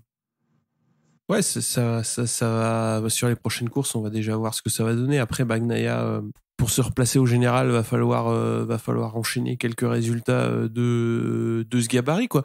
Il en est capable, la moto est là. Quartararo aussi, sa saison est lancée. Même si elle a un petit peu patiné au départ sur quelques courses où les résultats étaient un petit peu en retrait. Mais là, en prenant 45 points, sur 2 courses, c'est parti, quoi. Après, il faut rester régulier, bien se placer sur la grille, et puis là, comme tu l'as dit, hein, il n'était pas en mesure d'inquiéter Bagnaia, mais une erreur, ça peut arriver. Tu te loupes un petit peu sur un virage, tu sors un peu large. Il était en mesure de reprendre un petit peu, si tu veux, ce qui s'est passé avec le trio suivant, où Marquez, il était en tête, il loupe le truc. Miller est un petit peu surpris aussi de la situation, et Espargaro anticipe un petit peu mieux le fait de course. et passe les deux, quoi. Et bon, après, c'est présenté comme ça passe pour de l'opportunisme, mais c'est aussi de la manière d'appréhender les situations de course. Après, Marquez, les trois de derrière ont fait une course aussi assez solide, ceux qui ont animé un petit peu les dépassements, les titilles. Après, à voir s'ils avaient pas été à la baston tous les trois, est-ce que l'un des trois était capable de se placer entre guillemets en chasse-patate entre les groupes, je sais pas. Mais là, ils étaient vraiment très très loin du rythme du duo de tête. Et bon, voilà, ça se fait comme ça. Ouais, le seul que je vois qui aurait pu éventuellement, alors on ne saura jamais, hein, avoir un rythme un peu supérieur du lot, c'était Aleix Espargaro selon moi. Ouais, qui a été un peu bouchonné, ouais. Qui a été bouchonné. Après, est-ce qu'il aurait eu les pneus et la vitesse pour rattraper le Quartararo et Bagnaia, on le saura pas. Mais quand même, ça roulait très très fort devant. Et puis peut-être qu'ils ont gardé un peu sous le coude, pas trop, mais je pense pas. Mais voilà, ça fait Quartararo se dire, enfin voilà, il a pas fait une rinse, il se dit voilà, la deuxième place c'est bien aussi. Et il a pas eu d'ouverture, et il a pas tenté un truc impossible et il prend 20 points, quoi. C'est bien aussi. Ah bah oui. Je voulais aborder le fait du week-end de Marc Marquez. Ouais. On sait que Jerez, il aime bien, même si effectivement il y a un gros problème. Il y a des mauvaises cartes postales quand même. Non, mais quand on se souvient de sa course en 2020, même si c'était n'importe quoi, il était au-dessus de tout le monde, hein, il écrasait et là on voit qu'en fait il doit rendre la main parce qu'il a même du mal à passer Miller. Et bon, Miller c'est pas un plot non plus, mais c'était compliqué pour lui quand même. Et il a dû prendre des roues encore une fois en qualif, en free practice surtout. Ouais, ça va rejoindre la question. Qu'est-ce que t'en dis, Ophélie? Comment, pardon. Ouais, non, moi je suis assez, pour le coup, je suis assez d'accord avec vous par rapport à Marquez. Enfin, c'est à côté de ça, je suis d'accord avec vous, mais en même temps, j'étais contente de le voir. De le voir à la bagarre comme il a pu le faire, parce que dans son rattrapage de fin de course, c'était quand même assez impressionnant. Il n'y a que lui qui finit pas au bac. Hein. Ouais, enfin je pense que n'importe qui d'autre qui n'est pas Marquez finit par terre. Donc mais il sauve parce que c'est du bon côté. Ouais, aussi, c'est ce qui. Mais même lui, il a dit après course que si c'était de l'autre côté, il relevait pas. Et ça, d'un côté, ça peut être inquiétant pour le reste de sa carrière, parce que s'il est plus capable de récupérer comme il pouvait le faire à cause de son bras, c'est un peu inquiétant. Mais ouais, moi, j'entends le fait que tu puisses trouver ça décevant. Après, moi, j'aurais pas utilisé le terme décevant pour son week-end. Vu les antécédents et son retour un peu chaotique, je pense qu'au contraire, c'est assez chouette de le revoir revenir à la bagarre. Ouais, moi j'ai le sentiment que l'ancien Marc a disparu. Je pense qu'on pourra plus le revoir de sitôt, et qu'il va jouer les victoires et les podiums sur les circuits où ça tourne à gauche. Et qu'ensuite il rentrera un peu plus dans le rang et il fera des top 8 en général, mais il écrasera plus tout le plateau comme il avait pu le faire avant, sur toute une saison où il avait fait que des victoires, où la seule fois ou des deuxièmes places, et la seule course qu'il gagne pas, c'était un incident technique, quoi. Ouais, puis c'est que tu gagnes pas un championnat en attendant juste les circuits à gauche. Mais du coup, ou alors faut vite changer le calendrier. Du coup, surtout qu'il y en a moins, parce que il y a majorité de droitiers dans le monde, donc on a plutôt des circuits qui tournent à droite horaire. Ouais, puis ça va vite réduire le calendrier si on se base que sur des circuits à gauche. Mais en vrai, c'est une question qu'on peut se poser sur le reste de sa carrière, en fait, parce que s'il est plus capable d'être performant sur des circuits qui vont pas avec son bras, à quel moment il va réussir à revenir au top niveau comme il a pu l'être? Ou est-ce qu'il va pouvoir, tout simplement? Et il a encore 2 saisons et demie. Après, effectivement, peut-être que Honda lui dira au revoir. On sait que Ils l'ont signé 4 ans parce que c'était Marc Marquez, mais est-ce que dans 4 ans, enfin dans 2 ans et demi, du coup, ils voudront encore de lui? Ouais, moi j'ai le sentiment que ça fera un peu comme que Honda, c'est un peu le Yamaha de Rossi, tu vois. Dans le sens où sans Marquez, ils auraient peut-être pas gagné autant qu'ils gagnent et que s'il y en a un des deux qui doit dire au revoir à l'autre, ça sera plus Marquez qui dira je m'en vais, je laisse sa place que Honda qui le remerciera. Enfin, moi, c'est un peu le sentiment que j'ai par rapport à ça. On se projette loin. Ouais, on se projette un petit peu loin.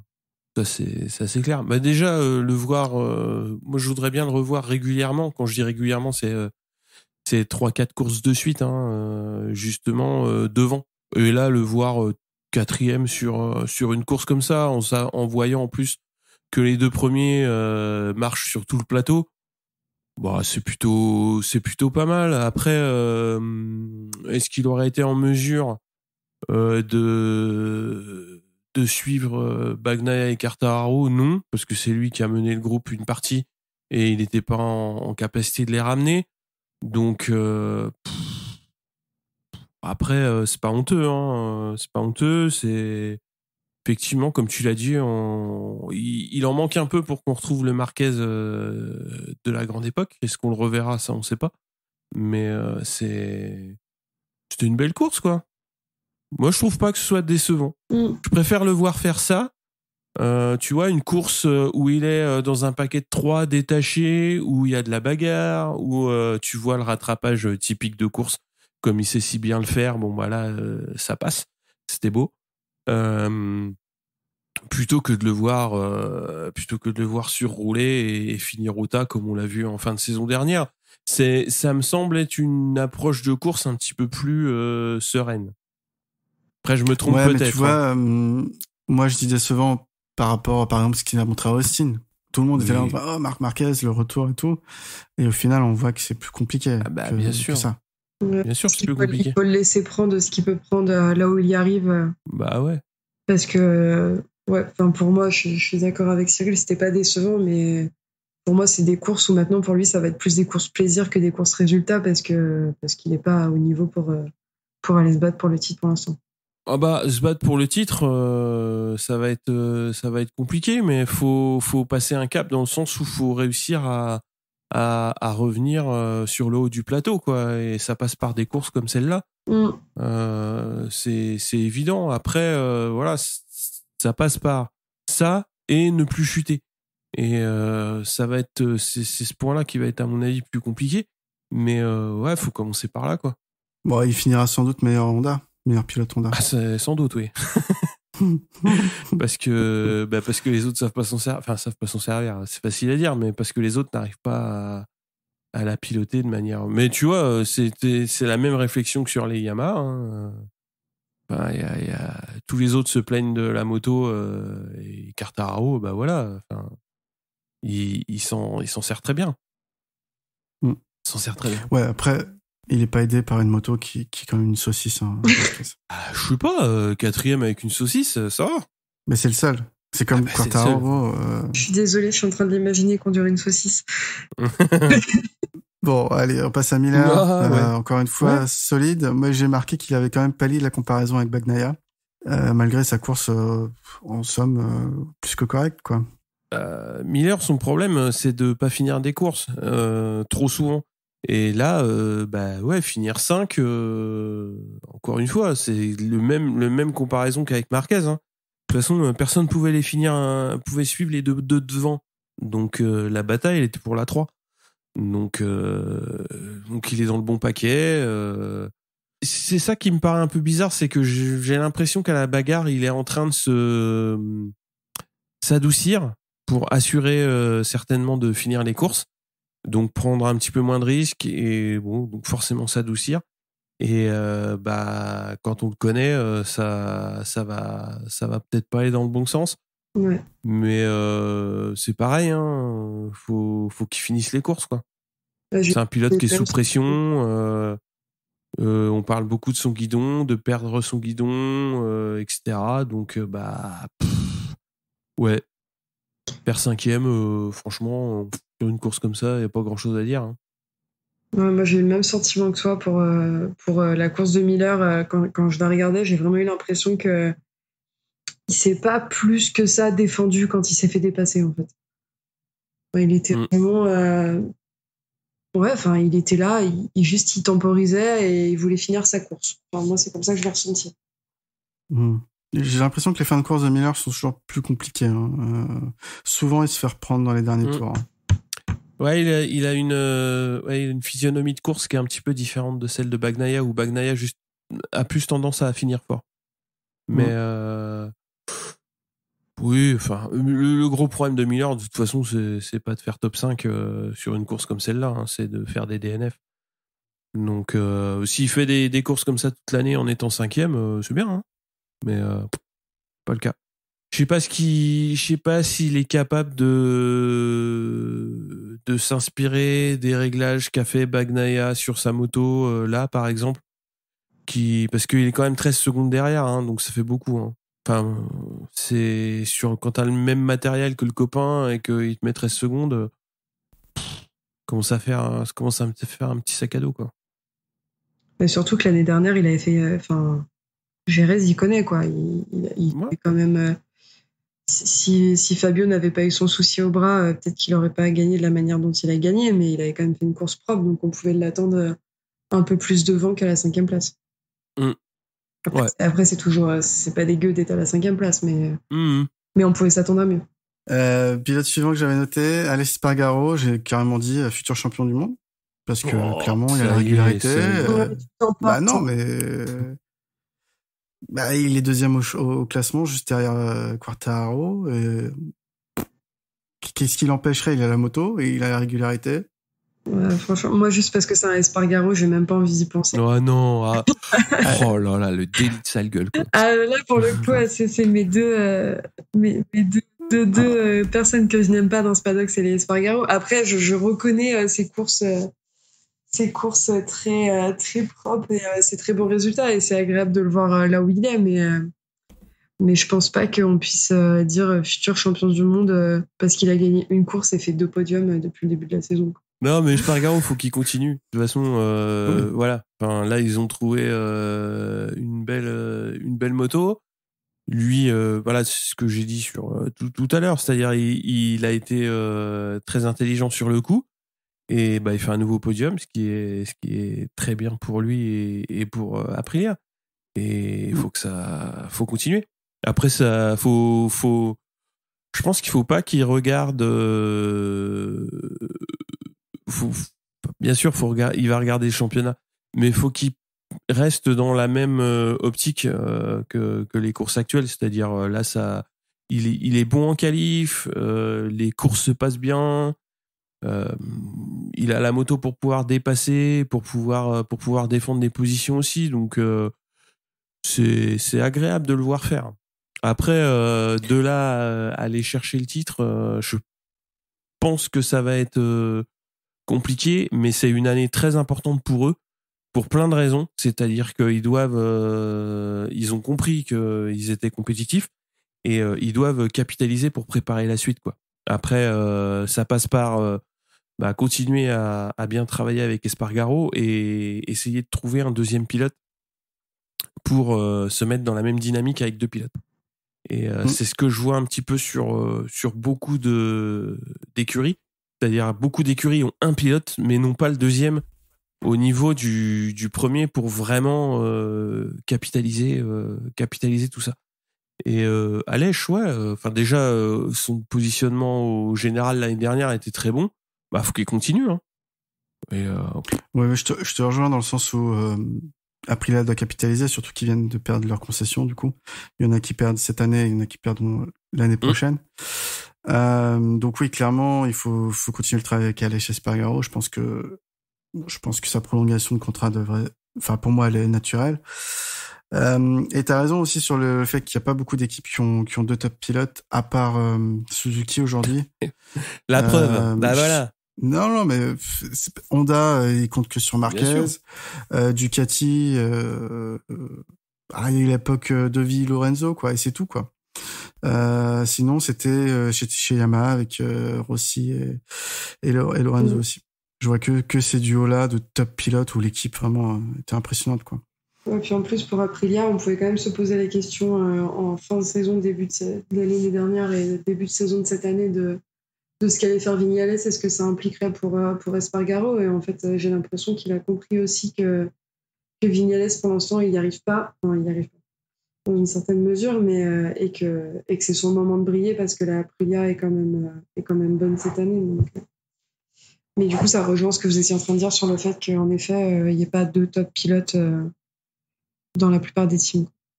Et ben, on rejoint ce qu'on disait en début d'épisode, de toute façon. Ouais. Mais moi, je reste persuadée qu'il aurait tellement plus à faire dans une autre catégorie qui n'est pas la GP et dans laquelle il pourrait s'épanouir, un peu comme Scott Redding avait fait en quittant les Grands Prix. Qu'il aille dans une catégorie où ça marche et où il n'est pas frustré. Là, j'ai l'impression qu'il est tellement frustré tout le temps que ça ne marche pas et qu'il ne se donne pas les moyens d'arriver. C'est une énigme pour moi, ce pilote. Donc, j'ai arrêté de chercher à comprendre. Pour un KTM? Bah ouais. Ouais. Quel KTM? Ouais. Je pense que voilà, c'est compliqué. Hein. C'est très compliqué. Pourtant, ils ont une victoire au compteur cette année et un podium aussi en plus. Mais là, c'est toujours pareil avec eux. C'est un jour avec, un jour sans. On peut se poser la question aussi du fait qu'ils aient vraiment leur team satellite qui soit complètement juste avec des rookies. Donc moi, c'était un peu l'excuse que je leur trouvais au début en me disant bon allez, ils font pas grand-chose, mais parce que Fernandez et Garner viennent d'arriver, ils connaissent pas forcément la moto, ils savent pas y faire, mais là, entre les rookies et Brad Binder et Oliveira, ils sont à la ramasse, quoi. Enfin, c'est pas possible à 6 courses après le début de saison d'être aussi loin dans les classements. Et il me semble que c'est ce que tu disais tout à l'heure, mais qu'ils avaient même pas de KTM en Q2 sur cette course. Hein. C'est que vraiment ils sont pas là, quoi. Ouais, c'est ça. Moi, ça me fait mal au cœur pour Tech 3. En plus, on sait que les années Yamaha étaient plutôt bonnes. C'était souvent le meilleur team satellite. En plus, quand j'écoute les interviews de Poncharal, il est content, il renouvelle et tout. Enfin, ça m'énerve. Dis la vérité, tape du poing sur la table et dis que t'as des saucisses. Et puis voilà. Après, pour les rookies, pour les rookies, bah, c'était une année où, de toute façon, leurs deux autres pilotes étaient nuls, le Kuna et Petrucci. Ou pas concernés par le projet, je sais pas, et il fallait changer les deux. Après, c'était difficile. Enfin, c'était une année où il y avait pas trop de renouvellement l'année dernière, je crois. Donc, c'était difficile d'aller choper un autre pilote pour eux, je pense. Surtout que leur sponsor principal, c'est aussi Red Bull. Donc, c'est le même que l'équipe Factory. Donc, je pense que celui qui paye les salaires, c'est surtout le sponsor. Et du coup, suivant ce qu'ils ont envie de donner, t'as pas toujours le pilote que tu veux, quoi. Après, je pense que c'est aussi frustrant pour eux dans le sens où, mais c'est dans mes souvenirs, c'est ce qu'on disait dans l'épisode de lancement de saison, c'est qu'il y avait quand même beaucoup d'espoir et d'attente dans ce nouveau duo avec Garner et Fernandez pour KTM, où tu te retrouves quand même avec le champion du monde Moto 2 qui pareil était chez KTM et le vice-champion, et en fait les résultats sont pas à la hauteur des attentes. C'est difficile de mettre des attentes aussi importantes sur des rookies quand même. Surtout qu'on voyait que, enfin, on le sait que KTM est un très bon escalier pour le MotoGP, sauf que la dernière marche, elle est un peu pourrie, quoi. Ouais. Et si tu veux, moi les rookies, j'ai pas trop envie de. Enfin, la première année, je regarde pas trop leurs résultats, je regarde de loin. Mais moi, je trouve que c'est plus inquiétant pour Oliveira et Binder, quoi, parce que c'est très inconstant. Après, KTM a toujours été comme ça, hein, c'est-à-dire que, enfin, quand ils gagnaient des courses, la course le week-end suivant, ils étaient perdus, et puis ça revenait, et puis ça part, puis on change l'essence, et puis on fait ceci. J'ai un peu l'impression que c'est on lance les dés le vendredi, et puis on verra bien où on sera le dimanche, quoi. Et bah là cette année c'est un peu ça, sauf que c'est un petit peu plus du mauvais côté de la pièce, quoi. Et c'est un peu dommage parce que tu vois, c'est un petit peu les trajectoires inverses de ce qui s'est passé avec Suzuki et Aprilia, où les deux écuries donc sont parties un petit peu moins fort dans la construction des résultats, mais une fois que ça y est. C'est-à-dire que tu peux compter sur... Aprilia, faudra voir où ils en seront en fin de saison, mais au moins la progression, elle a été constante. Là, KTM, des fois, c'est... Oliveira à Portimao en 2020, bah, le mec, personne ne voit, quoi. Et là, depuis, personne ne voit, mais c'est dans le mauvais sens, quoi. Et j'ai vraiment l'impression d'une équipe, d'un package technique qui est très très difficile à maîtriser pour les pilotes et pour les équipes qui doivent l'exploiter. Et donc, il y a des week-ends où ils trouvent rien, et il y a rien à trouver, et il y a rien à en tirer.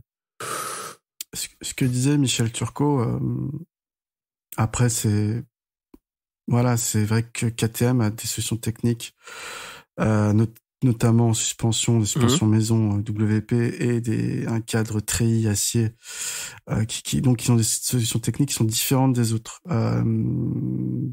Peut-être qu'une partie de leur difficulté vient de là. Déjà, ils peuvent pas trop s'appuyer sur aller espionner ce que fait le copain, et que peut-être pour aller chercher ces derniers millièmes, il faut revenir à la norme, entre guillemets, même si c'est des prototypes et on aimerait voir différentes technos gagner, comme toute la norme des moteurs semble se diriger de plus en plus vers le V4, etc.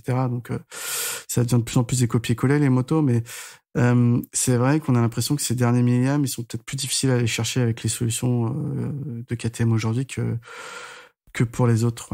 Ouais. Ils en sont pas au dernier millième, hein. C'est-à-dire que là, ils sont vraiment dans une position où ils ont réussi une très belle saison qui leur a permis de justement de perdre les concessions. Ils ont du mal à retrouver ne serait-ce que du top 5 régul, quoi, à être régulièrement devant. Là, le week-end, mais tu vois personne, quoi. Personne. Et pourtant, Binder et Oliveira, ils ont montré qu'ils savaient y faire, quoi. Et là, c'est compliqué, quoi. J'ai l'impression vraiment que c'est un truc, ça a l'air d'être assez aléatoire, leur machin, quoi. Après, ils pourront certainement en dire plus, quoi, mais moi, de mon point de vue, ça a l'air d'être assez magique, hein. Mais non, mais c'est le seul truc où t'as des constantes. Tu sais que chez Yamaha, forcément, tu vas avoir Quartararo devant et les trois autres qui vont en chier. Chez Honda, ça va être l'inverse. Ça va être Marquez devant et les trois autres qui vont en chier. Mais là, tu peux rien anticiper chez KTM. Tu te dis un coup, ça va peut-être marcher, et puis c'est Binder. Le coup d'après, ça va être Oliveira. Bon, Tech 3, c'est un autre problème cette saison. Mais j'ai l'impression que c'est le loto sportif, hein. Mais même en interne, je me demande comment tu arrives à gérer des pilotes qui ont des résultats aussi inconstants, et même pour eux, en termes de confiance, ça doit pas être dingue, quoi. Tu montes sur ta bécane et tu dis le week-end dernier j'ai gagné, mais ce week-end peut-être finir dans le bac à gravier ou finir en fin de classement, quoi. Ça doit être très très perturbant pour eux, je pense. Ou alors ils sont habitués et c'est monnaie courante, vu que c'est monnaie courante chez KTM, ils sont même plus étonnés, quoi. En tout cas pas dans les autres catégories et pas dans les autres disciplines, en tout cas. Ouais, mais les autres disciplines et les autres catégories, ça, c'est évident qu'ils savent gérer, quoi. Mais pour le moment, en MotoGP, j'ai vraiment l'impression d'une inconstance, quoi. D'un truc construit. Pourtant, le projet, il me semble solide, mais j'ai l'impression qu'ils arrivent. Tu vois, typiquement, ils arrivent pas à capitaliser sur des résultats, quoi. Binder, il fait quand même deuxième au Qatar, hein. Et puis le reste de la saison, c'est 8-6, 12-10. Ouais, et Oliveira, il gagne en Indonésie, bien sûr. Ah oui, non. Enfin, il gagne en Indonésie, il fait 13-18, 5-12. Putain, le truc, c'est incompréhensible. 5 il fait à Portimao, parce que voilà, c'est quand même un circuit qui est bien. Ouais, non, je suis d'accord. C'est compliqué. Mais je crois qu'avec le recul, on comprend tous aussi maintenant pourquoi Zarco a quitté l'équipe avec perte et fracas. Parce qu'il avait peut-être senti un truc avant tout le monde, et c'est juste qu'il avait senti qu'il y avait peut-être un fonctionnement qui lui conviendrait pas et que la moto n'avait pas, il n'arriverait jamais à maîtriser. Et c'est un peu ce qu'on voit par des résultats inconstants aujourd'hui chez des pilotes qui, a pris tout, ont de la vitesse parce qu'ils arrivent de temps en temps à faire des podiums, mais qui d'un week-end à l'autre disparaissent, quoi. Ouais, parce que l'apport de Pedrosa était quand même assez important, Oui. mais c'est toujours pareil. Ça manque de capitalisation et de constance. Donc, il y a eu un step. Ils en avaient besoin compte tenu des investissements qui sont engagés. Mais ouais, moi je trouve qu'il en manque. Moi je demande la monnaie. Hein. Là, Toi, là, à cause de toi, lundi prochain, Red Bull, ils vont appeler l'équipe et dire on ferme l'année prochaine, c'est ça? Non, franchement, je collerais des étiquettes sur les Suzuki, elles vont plus vite. Hein. Je suis désolé, mais là, c'est pas faux. Là, enfin voilà quoi. Enfin, en étant pragmatique à l'autrichienne, je la joue comme ça. Hein. Parce que les mecs, ils payent quand même 4 motos. Hein. Ouais. Ils payent 4 motos pour faire 10, 12 et puis et 20 et combien voilà, laisse tomber. T'oublies quoi. 26. Bah ouais, mais non, mais putain, faut arrêter quoi. Yamaha à la ramasse, qui a mis ça? Ouais, c'est moi qui bravo, bravo. Pas comme d'hab. Encore une fois, je sais pas si on doit appuyer, encore une fois, sortie de Quartararo, Yamaha égale KTM, quoi. Non. C'est mieux, il y a Morbidelli qui a marqué des points, je crois. Pas des j'ai pas le classement. Un point. Ouais. Et puis après les deux RNF sont pas là, mais. En même temps, j'ai l'impression que d'un week-end à l'autre, on pourrait remettre le même passage de ce qu'on dit parce que rien ne change. Pour un coup, il faudrait quand même regarder ce qu'il dit en débrief, hein, parce que je voudrais bien avoir son point de vue sur ce qui se passe, parce que. À la Rossi, I try to push very hard. Je sais pas. Faudrait... Quand tu regardes les chronos, t'as quand même Dovizioso qui était à plus 35 de la pole, quoi. Enfin, c'est énorme. Mais c'est vrai que ce qu'on disait, enfin, Morbidelli, je l'entends pas. Autant Dovi, tu peux trouver facilement des interviews de lui, où il dit qu'il n'arrive pas, qu'il n'y a pas de grippe, machin.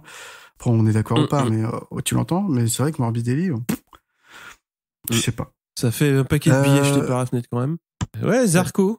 Ouais, pas son jour. Zarco, pas son jour. Ouais, il y a des week-ends sans. Bon. Le Mans arrive, donc il faut vite se remettre dans le bon sens et enfourcher la Pramac et sortir des points. Ouais. Il tombe quand même alors qu'il était à la lutte avec Bezzecchi, quoi. Pour la 9e place, quoi. C'est ça qui est pas terrible. Après, on verra Le Mans, mais je trouve que c'est toujours à double tranchant quand les pilotes sont dans leur pays. Je trouve qu'il y a une telle pression autour des pilotes à chaque fois qu'on en a trop d'eux. Et Zarco, depuis l'année dernière, il y a tellement une attente autour de sa première victoire que j'espère vraiment que Le Mans sera pas tourné uniquement autour de lui et qu'ils en feront pas des caisses pour lui permettre d'être concentré et pas sous pression pour peut-être marquer des points le week-end prochain. Ouais, ça tourne plus autour de Quartararo en ce moment, mais...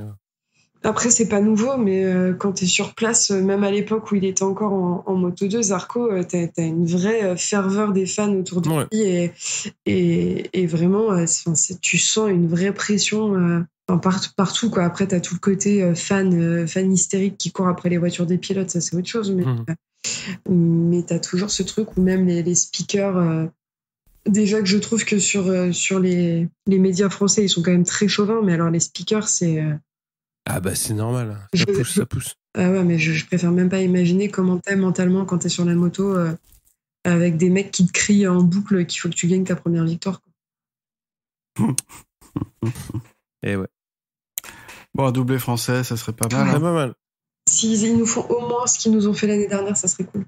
Nakagami sur saut d'orgueil, tu crois? Non, j'ai pensé ça au début, puis après j'ai regardé un peu ce qui s'est faisait les autres années. En fait, Rérez, il s'en sort plutôt pas mal en général. Là, c'est coup de cul alors. Donc, je pense que c'est juste une piste qu'il aime bien. Et voilà. Non, je disais ça par rapport à la perf de Goura juste avant et avec le chef du RCRC dans le parc fermé pour féliciter Goura.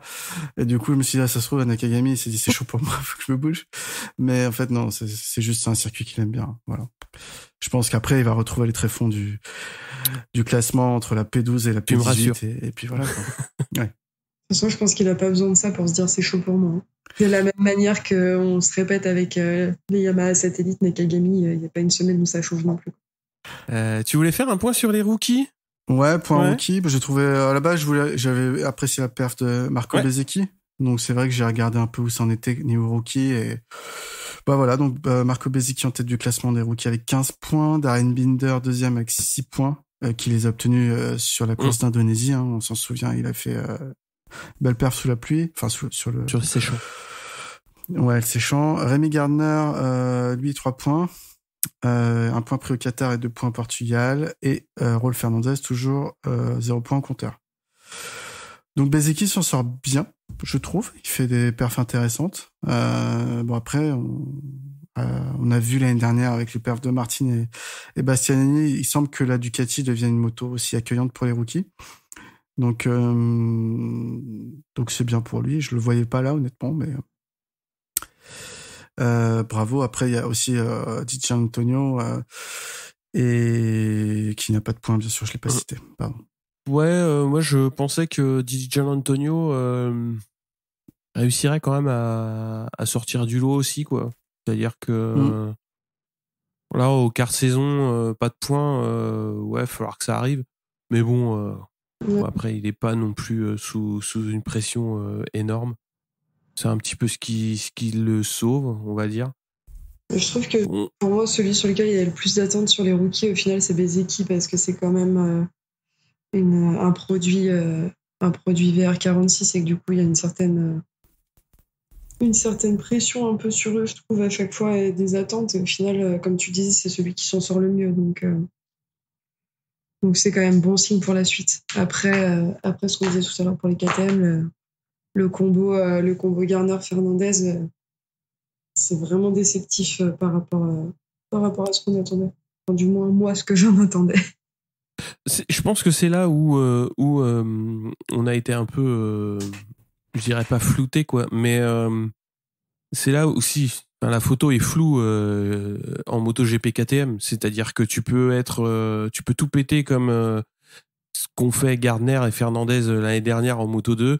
Bah, quand t'arrives sur une KTM en MotoGP, bah voilà, tu repars de beaucoup plus loin qu'un Bezzecchi. Hein. Il faut pas oublier non plus que Binder vient du Moto 3 sur une Yamaha de l'année dernière. Donc la perf de te couper, la perf de Bezzecchi est d'autant plus impressionnante que il a une moto M-1 et qui devance son coéquipier Luca Marini d'un point au classement, lui qui a une moto de l'année, quoi. Ouais. Et qui a déjà 1 an d'ancienneté dans les pattes. Donc, ouais, c'est là où Bezzecchi, il est peut-être un petit peu en train de faire, enfin, dans une moindre mesure, hein, parce qu'il n'a pas encore, à mon avis, les capacités d'aller chercher un podium. Mais il est un petit peu en train de faire une saison un petit peu, on va dire, à l'orée du bois, comme ce qu'a fait Bastianini l'année dernière. Mais je pense que ça va être moins compétitif, mais c'est celui qui va certainement s'en sortir le mieux du bazar. Et puis après, de toute façon, Gardner et Fernandez, je pense que ça va être au bon vouloir d'une autre écurie pour les sortir je dirais pas du merdier parce que Tech 3 c'est pas un merdier, mais de la difficulté de conduire une KTM en MotoGP. Ouais. Je pense que la clé elle va être là. Après Binder ça va être à voir aussi. Je pense que Bezzecchi, tu vois, il est aussi bien là où il est, c'est-à-dire qu'il est dans un giron italien avec à mon avis le patron qui va lui laisser le temps de s'installer et un coéquipier qui à mon avis va pas trop l'embêter non plus. Donc pourquoi pas, quoi. Après ça va dépendre des ambitions de Vietti, quoi, derrière. C'est toujours ça. Ah bah Vietti de toute façon au bout d'un moment il faudra monter, hein. Surtout s'il est champion, mais après de la place il y en aura, hein. Il y aura toujours, hein. Toujours. On passe à la question auditeur. Donc la question nous vient de Davigno 337, donc qui est un follower assidu. Il aimerait savoir quand est-ce que les gars, il fait référence au pilote MotoGP, vont arrêter d'emmener Marc Marquez en qualif. Il souligne qu'un Marc Marquez qui part 4e, c'est pas pareil qu'un Marc Marquez qui part 9e. Et que c'est aussi lui faire des cadeaux pour la confiance. Et s'il était les autres pilotes, il aimerait pas que Marc Marquez gagne trop de confiance. Voilà. Il dit que c'est Fabio Quartararo qui l'emmène P4. Alors que lui-même, Quartararo, joue rien sur ce tour-là, donc il souligne que selon lui, c'est une erreur.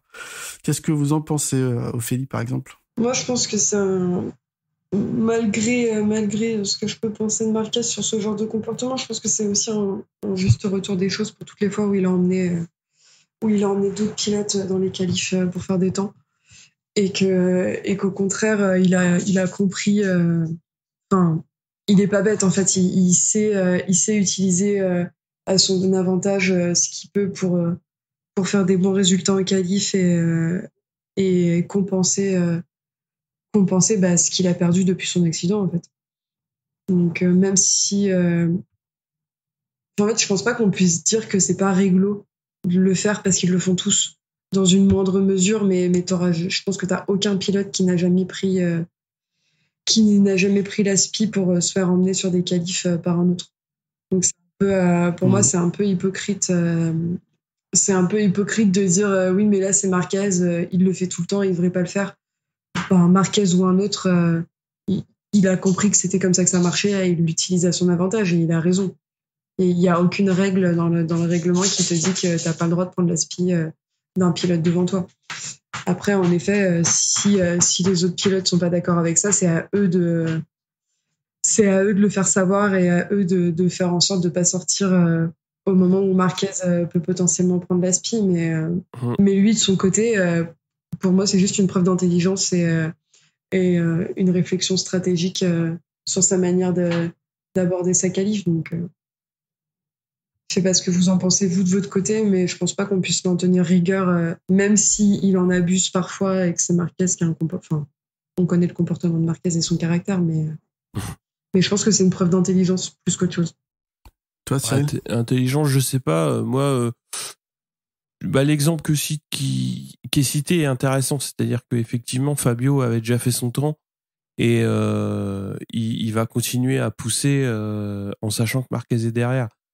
Alors, je reste persuadé qu'ils sont pas toujours conscients qu'ils ont un pilote, parce qu'ils ont pas toujours la capacité non plus de regarder ce qui se passe derrière.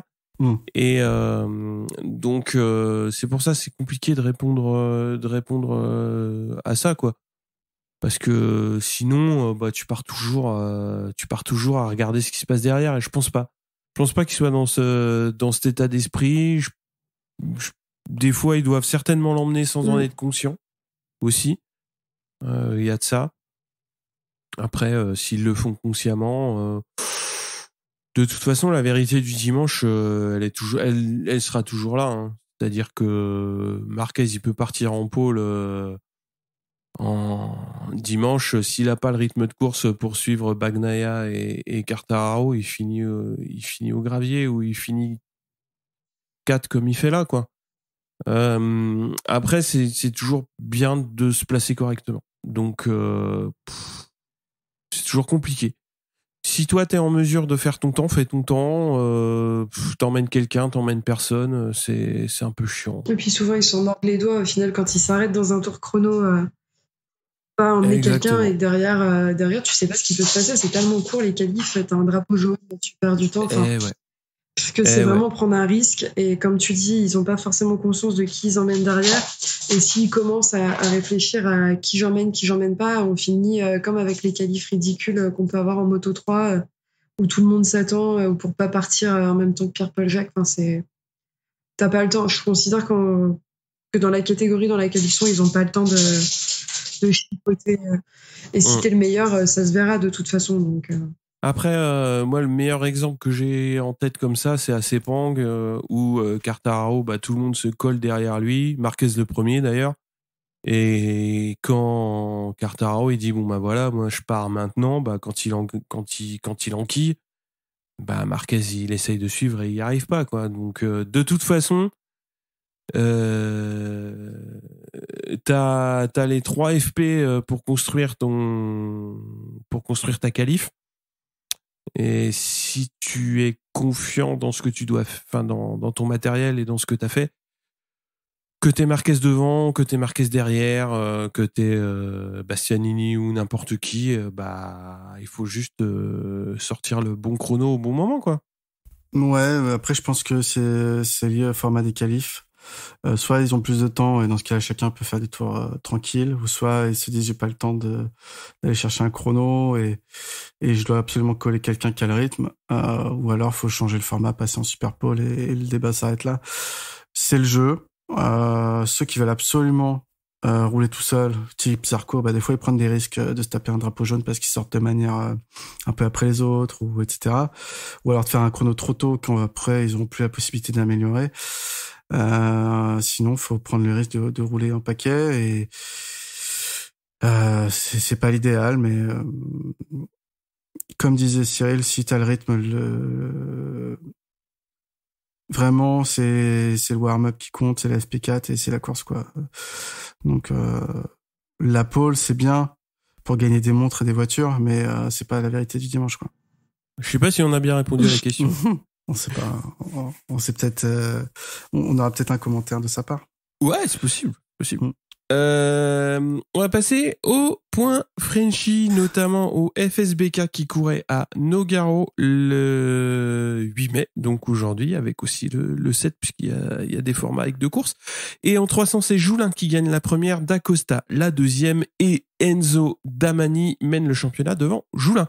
En 600, De Bise double à nouveau et mène le championnat devant Mathieu Gregorio, et en 1000, redoublé de De Bise qui mène le championnat devant Mathieu Ginès. La prochaine étape est à Lednon fin mai. Le World Superbike court à Estoril, donc au Portugal, du 20 au 22 mai. Pierre, je te laisse parler d'un pilote que tu aimes bien. Je suis un peu je suis un peu beaucoup tout ce qui est rouge, donc forcément. Voilà, c'est ça. Non, mais comment ils en ont pas parlé les copains dans le podcast précédent, je devais rectifier ça. Oui. Donc fin avril à Road Atlanta, il y avait une course de Moto America, enfin un week-end de Moto America, et on se souvient qu'après ces 2 victoires éclatantes à Austin, Petrucci était attendu, et là il écrase la course 1 encore une fois du Moto America, et gagne donc 3 courses sur 3. En course 2, malheureusement, des problèmes électriques sur le circuit. C'est le camion de diffusion qui avait des problèmes, donc ils ont arrêté la course. Et les pilotes ont dû attendre sur la grille de départ un nouveau départ, moteur allumé. Malheureusement, certains pilotes comme Petrucci sont alors victimes d'une surchauffe moteur, avec l'eau du circuit de refroidissement qui rentre en ébullition, et puis potentiellement des dommages dans le moteur parce qu'il n'y a pas forcément de ventilateur sur ces machines-là. Donc voilà, finalement c'est Jacques Gann qui s'impose sur cette deuxième course. Je trouve quand même que l'organisation elle est un peu légère sur ce... Ça, c'est parce que tu voulais encore voir Petrucci leur marcher sur la gueule. Non, mais franchement, prendre des décisions comme ça, on sait que c'est des motos quand même hyper pointues. Dire, vous attendez moteur tournant, bon. Et puis, les copains ont oublié de parler de l'endurance. Le week-end dernier, il y a quand même eu les 24 heures du Mans. Pour faire très court, parce que là, on a carrément explosé les compteurs. Ah ouais, voilà. C'est il faut pas que Suzuki, ils annoncent le retrait aussi. C'est le Yoshimura CERT Motul qui s'impose aux 24 heures du Mans devant le Yacht et le FCC TSR Honda France. Prochaine étape, c'est à Spa, je sais plus, c'est le 24 heures de Spa, je crois, au mois de juin. Ouais, 4 et 5 juin 2022. Il y a une catégorie dont on n'a pas parlé. Ce week-end, aujourd'hui, il y avait la première manche du Junior GP qui se déroulait à Estoril. Et pour lequel on a eu un Thaïlandais en tête qui s'appelle Boesri et qui roule avec Honda, et suivi de 2 mecs qui sont Rueda et David Salvador, qui sont 2 Espagnols.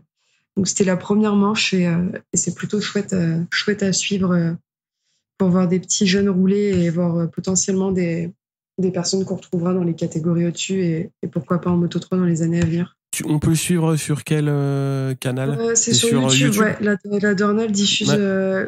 Tu retrouves le lien directement sur MotoGP.com. Ils ont fait un petit article en disant que ça commençait ce week-end. Et là, tu peux même voir le replay. Alors, t'as un replay de 5 heures, donc faut avoir envie de le faire. Mais c'est plutôt chouette à suivre, même si tu le suis par petits morceaux.